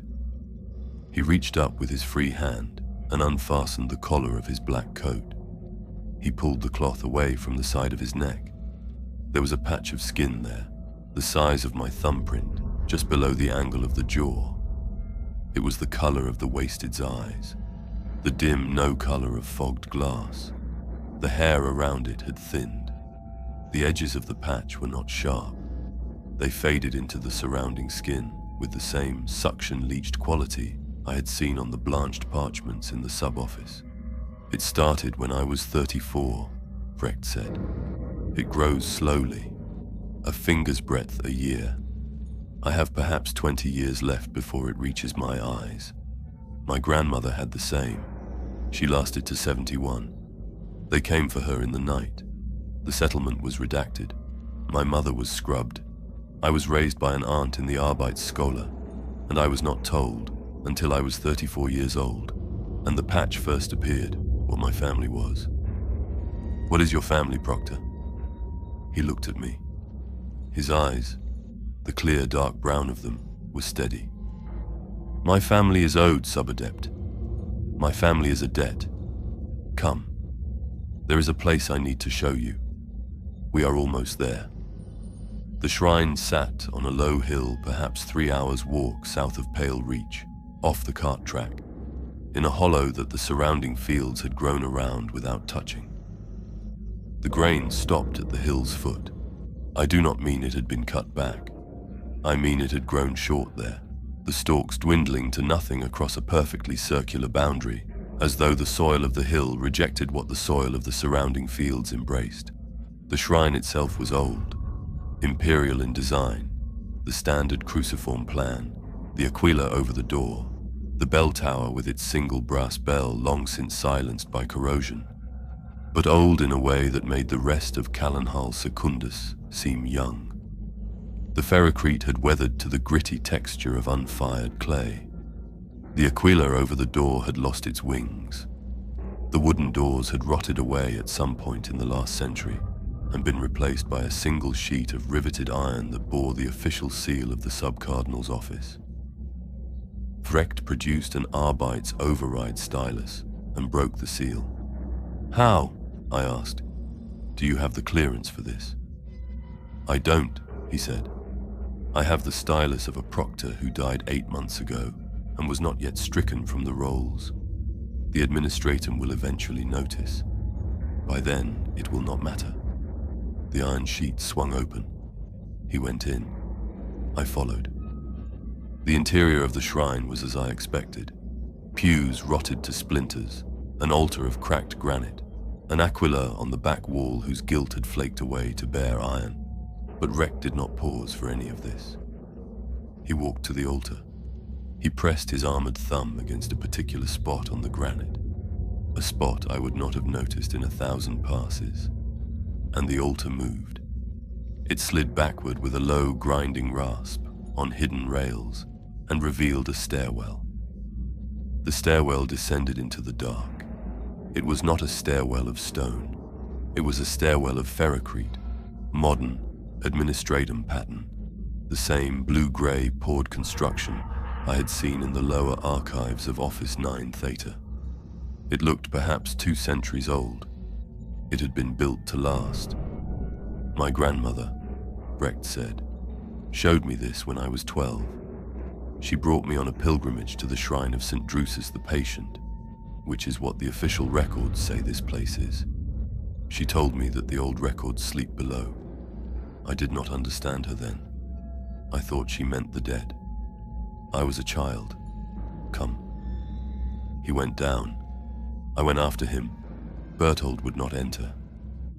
The servo skull hovered at the lip of the stairwell, its lumini blinking in distressed pulses, and emitted a long, low chime that sounded, for the first time in our acquaintance, like grief. I left it there. I think it watched us descend. I have read, traveler, in the restricted bestiaries that occasionally cross an adept's desk by clerical error, of the tomb worlds of the silent Xenos that sleep beneath the dust of their own cities, and of the slow, patient machineries that keep them dreaming. I had always thought such descriptions overwrought, the prose of inquisitorial scribes paid by the column inch. The chamber at the foot of the stairwell taught me they had been understating. It was vast, larger by far than the shrine above, larger than any chamber a hill of that modest size should have contained. Cylindrical, perhaps 200 feet across, with a ceiling lost in dust-furred shadow 40 feet above. And the walls, the curving walls, were banks of cogitators, floor to ceiling, brass-cased, copper-veined, their housings darkened by 10,000 years of patient accretion, their indicator lumens glowing in slow, steady pulses of yellow-green. Thousands of them, tens of thousands, banks upon banks upon banks of them, racked in the curving wall like the books of a vast library, and every one of them was running. The air in the chamber was dry, bone dry, the kind of dry that comes only from machines that have been heated and cooled for so many centuries that they have driven out every molecule of moisture from the surrounding stone. It smelled, and I have struggled, in the many nights since, to find words for this. It smelled of old paper and bone meal, the smell of an administratum that had outlived its own paper, the smell of a record that had become a thing. The thrum was here. I felt it through my boots, the same sub-aural pressure I had felt in the plaza of Pale Reach, multiplied 100-fold, resonating through the ferrocrete floor and up through the bones of my legs and into the cavity of my chest. It was not loud. It was not even noisy. It was simply there, the way the gravity of a planet is there, a weight beneath one standing. In the center of the chamber, on a low ferrocrete dais, stood a master cogitator terminus, larger than the others, older by the look of it. Its brass casing was almost black with age, its indicator lumens fewer, its single great input stylus suspended above a parchment plate that had been worn glassy smooth by 10,000 years of recording. Cables ran from the terminus into the floor. The cables were thick as a man's wrist. They went down. Vrecht stood beside me. He had taken the true ledger out of his coat and held it now against his chest, the way a man holds a child. "It is broadcasting," he said. "It has been broadcasting since before the founding of the Imperium. Listen, Subadept. Do you hear it?" I listened. I could not hear it. The cogitators ran in silence. No clicking of relay arms, no groaning of input styluses, none of the busy mechanical conversation of an active administratum vault. They simply pulsed. The indicator lumens dimmed and brightened in slow, synchronized rhythm, all of them, all together, the whole curving wall breathing in one great patient pulse. Then I understood what was being broadcast, not by sound, by recognition. The cogitators were filing, names, tens of millions of names, the names of every soul who had ever been recorded by the Administratum of Calenhal Secundus, from the day of the world's first census to the present hour. Names being read, in sequence, from the master terminus into the cable that descended into the floor. Names being delivered. The pulse of the indicator lumens was the pulse of a librarian's slow, careful turning of pages, and each page was a life, and each life was being passed to something below that received it, with the patient hunger of a creature that has been kept too long on too small a portion. I knew, without needing to be told, what the cable led to. It led to the thing in the soil, the thing the Administratum had refused to name. It led to our God. Vrecht spoke softly. Read the panel, Subadept, the plate at the base of the terminus. Read what is written there. I went to the dais. I knelt. I pulled my stylus lumen and shone its thin blue beam on the bronze plate set into the dais's face. The script was high Gothic, archaic, of a style I had seen only in the most ancient Administratum incunables. It read, "In the 8th year of the Great Crusade, by the hand of Lord Cardinal Vesh I, and by warrant of the Master of the Administratum ad Holy Terra, this compact is sealed. The world of Calenhal Secundus shall yield its tithe. The Imperium shall yield its names. The sleeper beneath shall yield its silence. So is it written. So is it filed." I read it twice. I read it 3 times. The hand that had inscribed it had been the hand of a master scrivener of the Great Crusade itself, of the first Imperium, the Imperium of the living Emperor. 10,000 years gone, the Imperium had not stumbled into this. The Imperium had built this. The compact had been signed at the founding.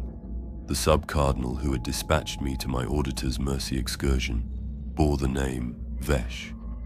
The same name, the unbroken line, father to son to son to son, for 10,000 years, keeping the contract that the first of their line had inked. The wasted in the plaza of Pale Reach were not a failure of the Administratum. They were a delivery. I sat down on the ferrocrete. I did not mean to. My legs simply ceased to perform their function.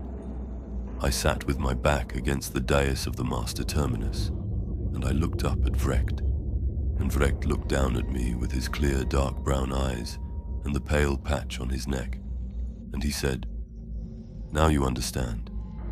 The Administratum did not fail to name the wasting. The Administratum is the wasting. We are the priest caste. The forms we file are litanies. The tithes we collect are sacraments. The serfs we count are offerings. We have been doing this work for 10,000 years, and we have been telling ourselves that we do it for the Emperor, and the Emperor has perhaps been telling us the same, because the Emperor, or those who speak for him, bargained for it at the beginning." For what? For the Imperium itself. Vrecht's voice did not change. The grain of 10,000 agri-worlds, the tithes that feed the hives, the order that holds the galaxy against the dark. Something had to underwrite it. Something had to be paid. The sleeper beneath wants names, Subadept. The Imperium has more names than any power in the history of this galaxy. We have always had something to spend. I thought of my mother. I tried automatically to remember her face. The hole-shaped grief opened again behind my eyes. I closed them. "My family," Vrecht said, "is descended from a clerk who refused, in the 2nd century of the Compact, to file an offering. He hid his daughter from the rolls. He was discovered. He was scrubbed. His daughter was permitted to live as a mercy, but the patch was put upon her, and upon her children, and upon their children. The thing in the soil keeps its own records. It does not forget a debt. And you have come here," I said. To pay it," Vrecht said, "and to give you what you need to break it." He pressed the true ledger into my hands. He pressed something else with it, a small data slate, scuffed and ancient, which he must have carried for years against the day. "On this slate are the coordinates of the master terminus. You are sitting against it. There are demolition runes in the false compartments of every Administratum lifter, Subadept. You know this. Every junior clerk who has ridden a mendicant class has been taught how to access them, should the lifter be at risk of falling into heretical hands. You will return to the mendicant. You will arm its Prometheum tanks. You will fly it back here, low and fast. You will hit this terminus dead center. The cable will sever. The transmission will stop. The compact will break. It will not annul, he added quickly. Understand me. The sleeper beneath cannot be annulled, but the cable will sever, and the thing will lose its current sensors, and Callanhal Secundus will have, perhaps, a generation of peace, perhaps more. It is what I can buy.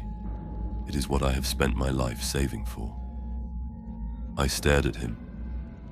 And you? Why are you not flying the lifter? He smiled. It was a small, grim, human smile. Nothing like drones. Nothing like Yossels. The smile of a man who has already done the arithmetic of his own ending. Because the wasted in the plaza will let you leave, Subadept. They have decided you are theirs. They are patient. They are waiting for you to come back of your own will and sign. They will not interfere with your departure. They will interfere very much with anyone who tries to flee alongside you. If I walk out of this chamber with you, they will close. If I stay here, if I make a noise, Subadept, of the right kind, they will come south. They will leave you the road north. Do you understand? I understood. I did not want to understand. He turned away from me. He walked to the foot of the dais. He raised his shotgun. He put the muzzle beneath his chin, the angle precise, the grip steady, the practiced motion of a man who has thought through this gesture for many years. And he looked back at me one last time and he said, "My name is Jan Vrecht, of Sister Granary Ishil, of the line of clerks who refused. File that, Subadept. Somewhere they cannot redact it." He pulled the trigger. The shotgun's blast was enormous in the cylindrical chamber. The sound rolled around the curving walls of cogitators and came back to me from every direction at once, and the indicator lumens flickered. Flickered, all of them, all together, a single shared moment of registered disturbance, and then resumed their patient pulsing. The cogitators were already filing him. The blood on the dais was pale, almost colorless. Where it pooled, it did not pool the way blood pools. It seeped, soaking into the ferrocrete with the steady absorption of ink into thirsty parchment. I stood. I do not remember standing. I have the true ledger in my hands and the data slate in my coat, and I am walking. I am walking back up the stairwell. Berthold is waiting at the top, and it chirps when it sees me. And I do not know how to tell a servo skull that the man we both followed into the dark is gone. I walk out of the shrine. I walk north. The grain leans. The sun crawls. Somewhere behind me, in a vault beneath a hill that does not appear on the surveyor's charts, the cogitators of the compact have already recorded the death of Jan Vrecht, son of Ishil, line of refusers, and have added his name to the ledger he spent his life trying to break. The wind carries no smell. The thrum in the soil is satisfied. The Administratum, somewhere unimaginably far above me, files. I walked north, traveler. I walked the cart track for the rest of the day and into the night, and the wasted of pale reach did not pursue me. Vrecht had been right. They had decided I was theirs. They were patient. They would wait for me at the lifter. I had a true ledger and a data slate and a servo skull and a hole where my mother's face had been. I had the coordinates of a terminus and the knowledge of a compact 10,000 years older than my own name. I had one more transmission left in me, one more entry to file, one more act of clerical defiance against an administratum that had been, all my life, the only religion I had ever truly served. The cogitators pulse, the sleeper waits, the emperor protects. Chapter 5. What the Administratum refused to name. Before we descend together into the final hour of Sub-Adept Veynus Korr, the last hour any clerk of his line would ever know, secure your wards a final time. Mark this chronicle with your approval, that the Geller field of our voyage holds to the end. The bell of notification waits to be struck for the chapters yet to come, of other worlds, other contracts, other ledgers older than the Emperor's gilded throne. The crew of the Mercy's disgrace sails on. We sail because we must. We sail because someone, somewhere, must keep speaking the names the Administratum has refused. Last we spoke, a man named Jan Frecht of the line of refusers gave me a data slate, a true ledger, and a road north. He paid for them with the last shot in his shotgun.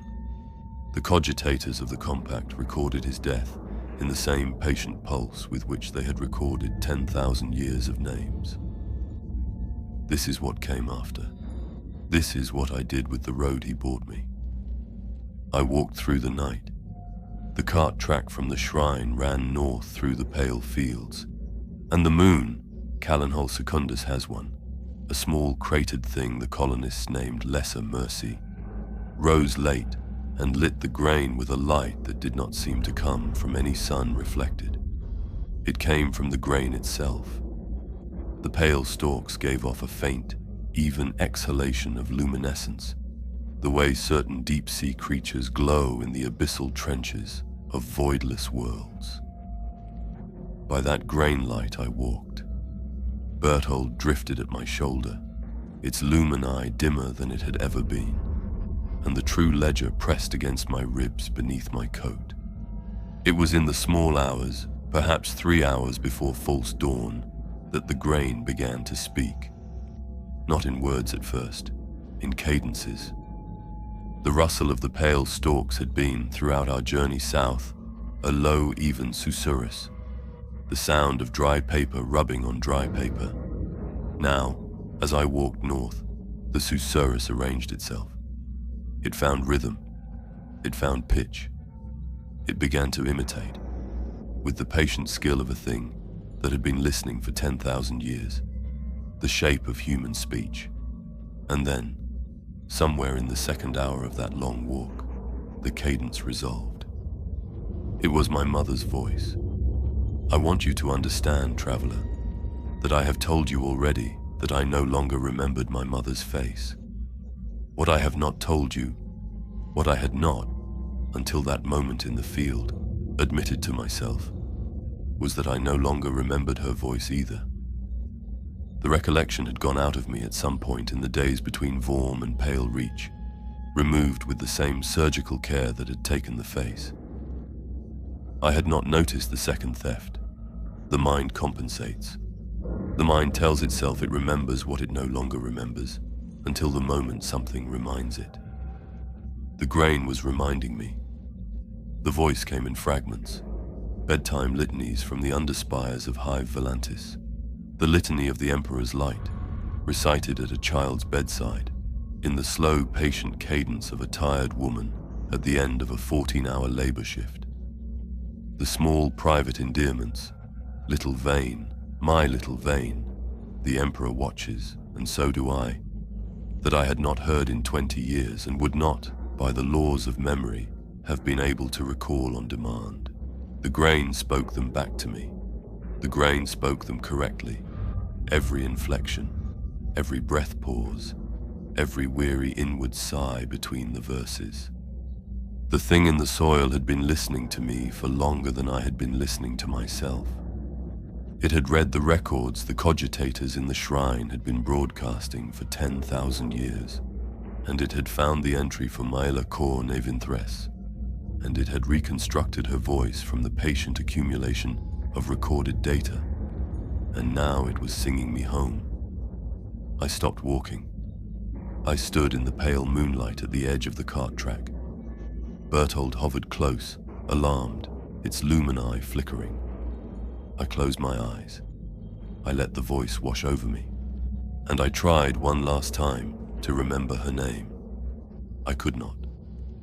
The voice was hers. The cadences were hers. The endearments were hers.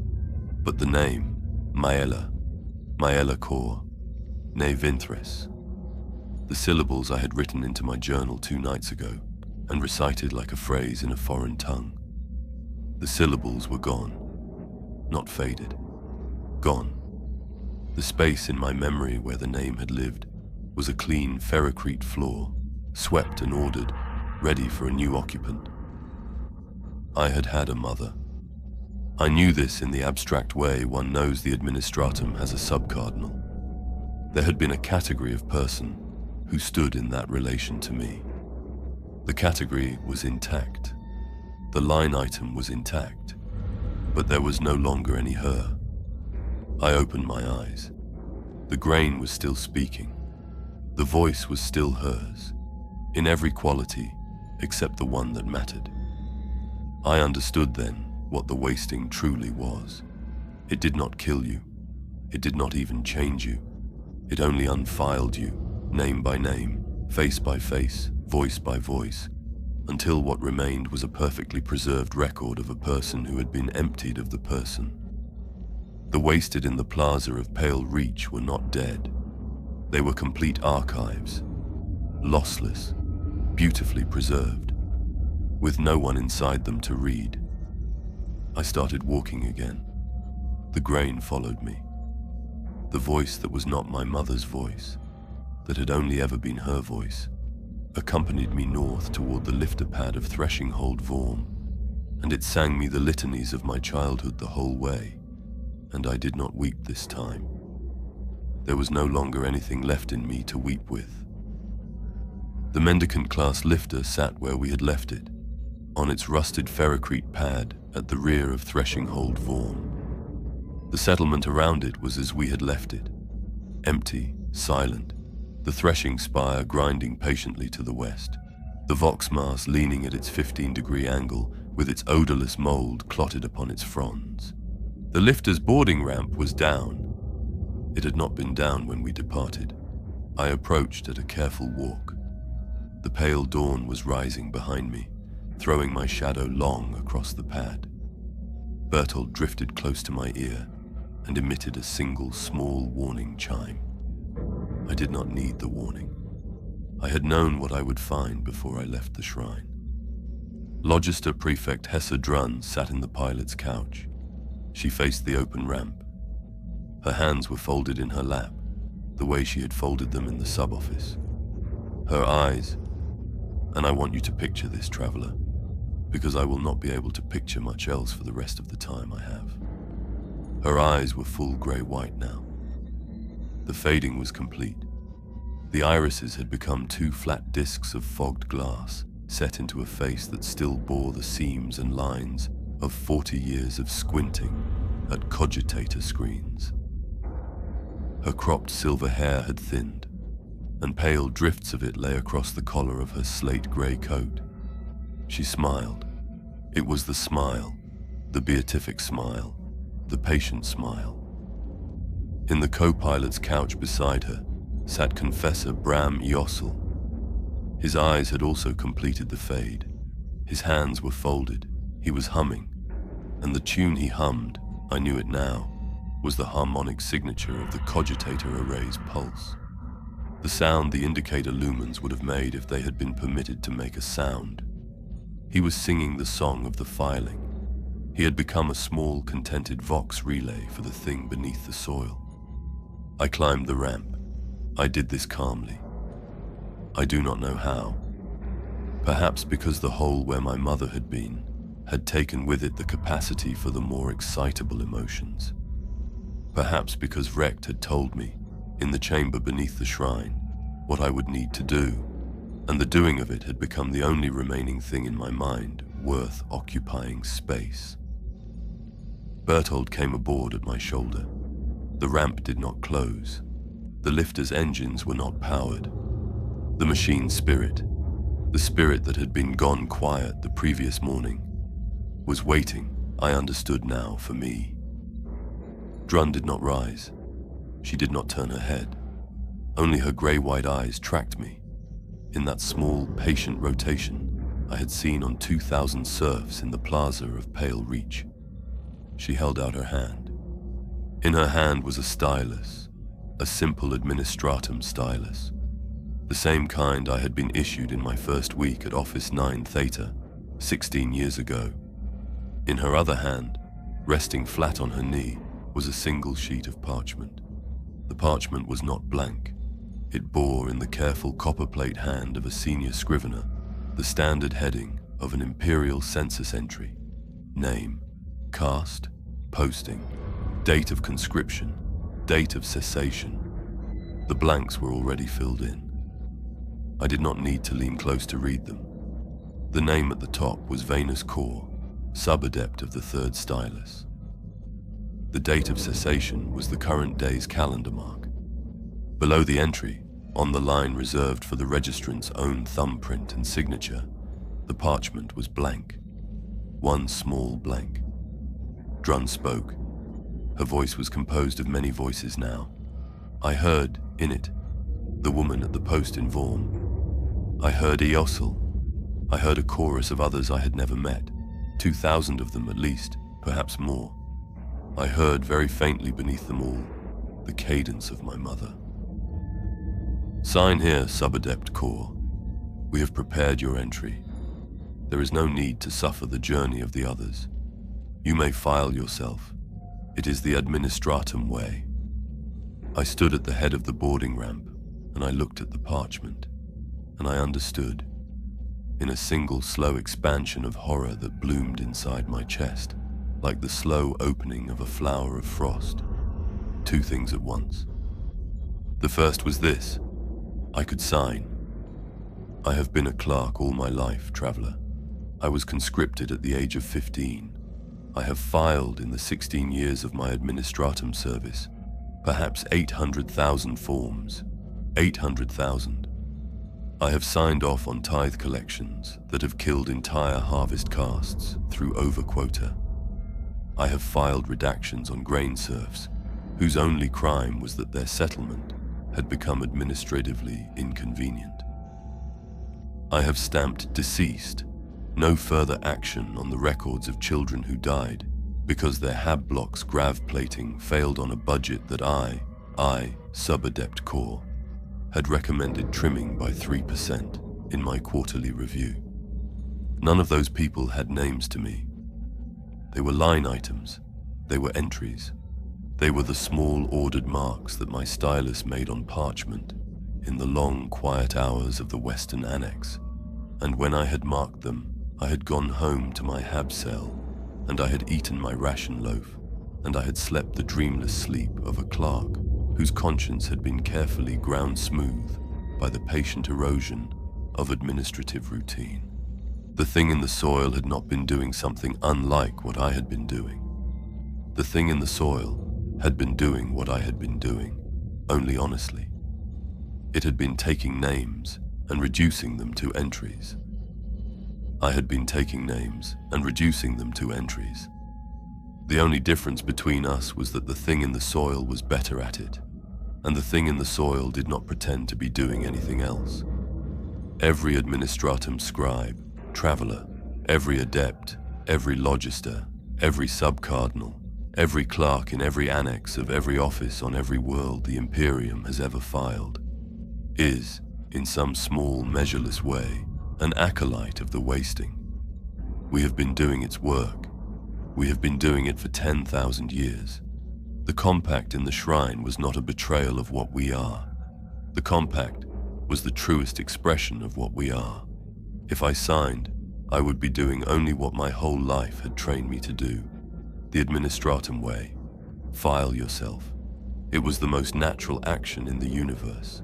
It was, in a sense I cannot quite articulate, what I had been born to do. The horror, traveler, the true horror, was not that the thing in the soil was a monster. The horror was that I had recognized its handwriting. The second thing I understood was this: even if I refused, even if I signed nothing, even if I fled to holy terror itself with the true ledger and Frecht's data slate and my own surviving sanity, the Administratum would receive my report. They would log it, they would file it, they would redact it, They would bury it in the same vermilion archive that had swallowed Velhane, in the same vault that had swallowed Sister Granary Ishil, in the same patient catacombs beneath the master of the Administratum's high tower, where 10,000 years of confessions had been stored against the day no one would ever come. Because the compact was not just with Callan-Hall Secundus. The compact was with the Imperium itself. The sub-cardinal whose seal had dispatched me, Lord Cardinal Vesh of the Unbroken Line, already knew. Had always known. He had known when he wrote my orders. He had known when he pressed his cracked wax aquila to the parchment. He had known, in fact, that I would either return to be filed by him personally, or die in the south and be filed by the thing beneath the soil. Either outcome was acceptable. Both outcomes were filing. The Administratum, at its highest levels, had stopped distinguishing between them centuries ago. The wasting was not a problem to be solved. The wasting was a managed asset, a resource, a standing line of credit against which the Imperium drew harvest after harvest, in exchange for the perpetuation of an order that could not have stood for 10,000 years without something to underwrite it. The Cardinal already knew. The Master of the Administratum already knew. The voices that whispered, perhaps, in the chamber of the Golden Throne itself, they already knew. I was not a witness. I was not an investigator. I was an offering. I had been an offering from the moment Velhane's chair had gone empty. The empty chair had been the signal, a clerk for the harvest. The Administratum had selected me by the same patient algorithm with which it selected its tithes, by availability, by replaceability, by the absence of anyone who would notice. I had no one to notice. I had a hole where my mother had been. I had been perfect. I did not sign. I do not say this with pride. I say it because it is what happened. I closed my hand around the data slate in my coat pocket, Brecht's slate with the coordinates of the master terminus, and I looked at Drun in the pilot's couch, and I looked at Iosul humming the song of the filing, and I said, I am sorry, Logister Prefect. I have a different entry to make. Drun's smile did not change. The parchment did not move. She said in her chorus of voices, As you wish, Subadept. The form accepts late filings. I went forward. I unseated her from the pilot's couch with my own 2 hands. She did not resist. She rose with the same patient grace with which she had folded her hands, and she crossed the cabin without protest, and she went to stand against the rear bulkhead beside Iosul, who had moved aside for her in the same patient compliance. Neither of them tried to stop me. Neither of them spoke again. I took the pilot's couch. I primed the machine's spirit. The lifter's engines responded this time. Of course they responded. The spirit had been waiting for the correct clerk to file the correct form. And the mendicant class shuddered, coughed, found its old wheezing rhythm, and rose from the pad.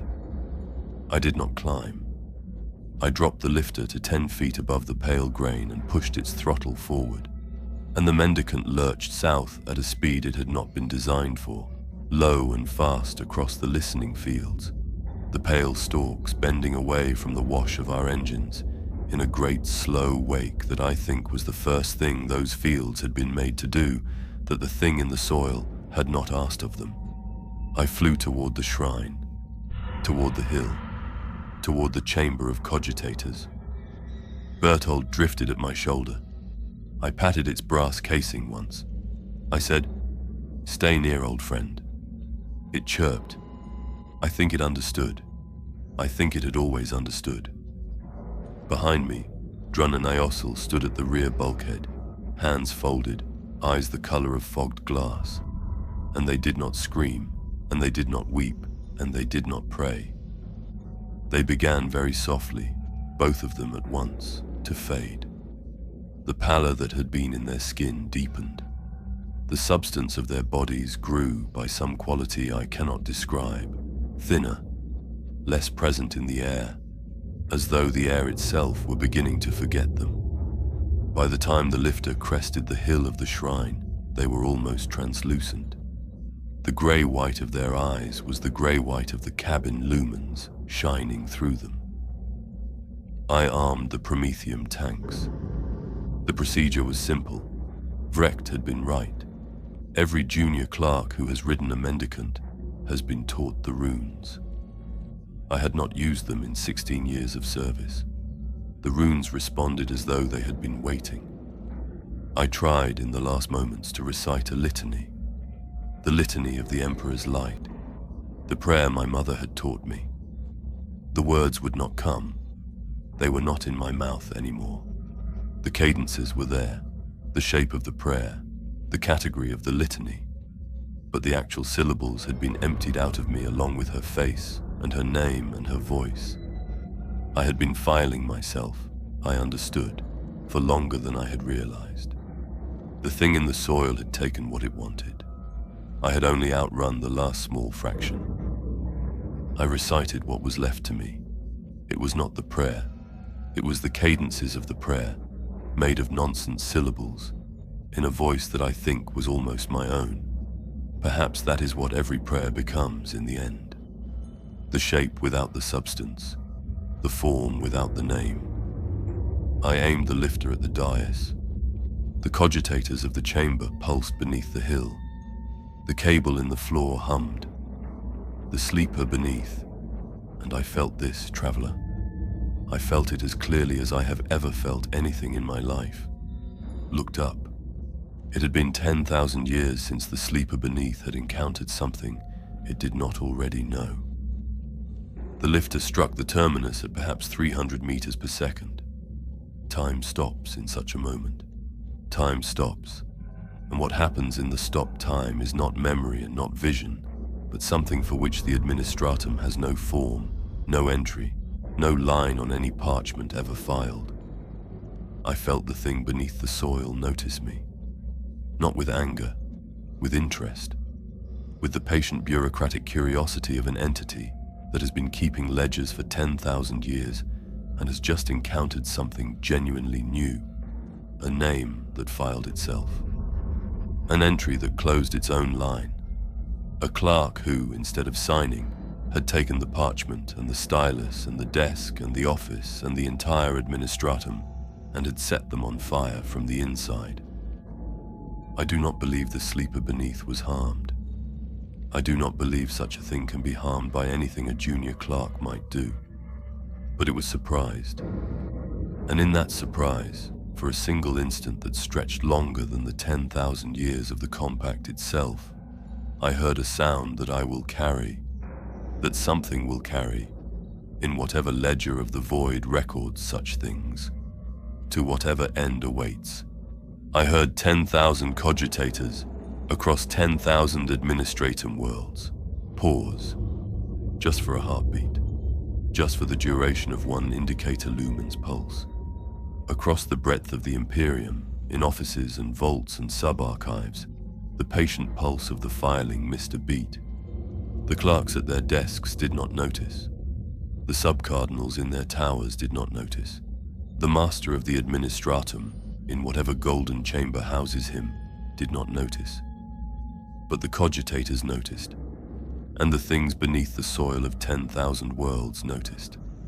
And then the pulse resumed. Because the work goes on, the tithes must be collected, the names must be filed. The compact is older than memory, and one clerk's defiance is, in the long accounting, a single black line struck through a single entry in a single book, in a single vault, in a single sub-office, on a single agri-world, at the far edge of a segmentum that no one important visits. The Prometheum ignited. The chamber went white. Drun and Yossel were already dust by then. They went out of the world like a parchment leached of ink, unfiled in the proper sense of the word, returned to the blank from which the Administratum had once written them. I do not believe they suffered. I do not believe there was anyone left in them to suffer. I tell myself this. I tell myself this in whatever interval of unbeing has followed. Berthold. Throne preserve me, Berthold, my last friend. The only one of us who had never been required to sign anything. Berthold I cannot account for. The servo skull was at my shoulder when the lifter struck. After, there was only light. After light, there was no after. The wasted in the plaza of Pale Reach collapsed. All 2,000, at once, in the same patient instant. They went down in soft drifts of nothing, pale dust on cracked ferrocrete, and the wind across the grain carried the powder of them away into the south. Threshing-Hold Vorm fell silent. The empty threshing cogitators stopped grinding. The woman at the tithe collection post, Enev Marsh, of the 7th caste, of 3 children and a redacted husband, became, at last, what she had been waiting to become. Filed in the proper place, returned to the soil, permitted by whatever mercy is left in the universe to be done. The compact broke, not annulled, broken, the cable severed, the current sensors lost. Callanhal Secundus would have, as Frecht had predicted, perhaps a generation, perhaps more. Whatever could be bought with one Clark's life. It was the only currency I had ever truly owned. The transmission ends here, traveler. Sub-Adept Veynus Korr speaks no more. His final ledger entry, the one he filed in Prometheum and white light against the dais of the Master Terminus, is the last entry of his hand the Administratum has not redacted, and only because the Administratum does not know that we, in this small corner of the void, have copied it down. But hear me, traveler. Hear me before you put aside the lumen and seek your rest. Somewhere, in a vault beneath Holy Terror itself, a clerk you will never meet is opening a sealed file. He does not know what he reads. He files it. The cogitator clicks. The ledger grows.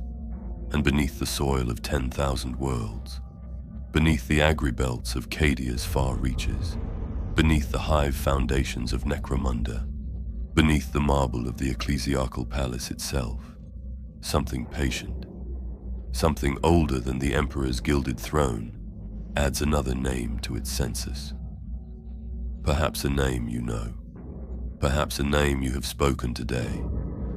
Perhaps the name of someone you love whose face, when you reach for it tonight, may take just a heartbeat longer than it used to. Perhaps yours. Perhaps mine. The Administratum has refused to name it, but we have. Tonight on Voidborn Terrors, you have heard the name, the pale wasting, the sleeper beneath, the compact of the first cardinal, the god the Imperium has been serving without ever quite admitting to itself that it was serving anything at all. And the naming, traveler, the naming, is itself a price. You have paid for it tonight. You paid it the moment you struck the rune of continuance and let the transmission run to its end. Your name is in the ledger now, not by my doing, by the simple fact of your attention. The thing beneath the soil files listeners too. It always has. Sleep well, traveler. The Geller field holds. The crew sails on. The bell of notification waits to toll for the next dispatch, and there will be a next, because the void is wide and the contracts are many, and there is no shortage of clerks who have begun, in the small hours, to notice that the chair across from them is empty.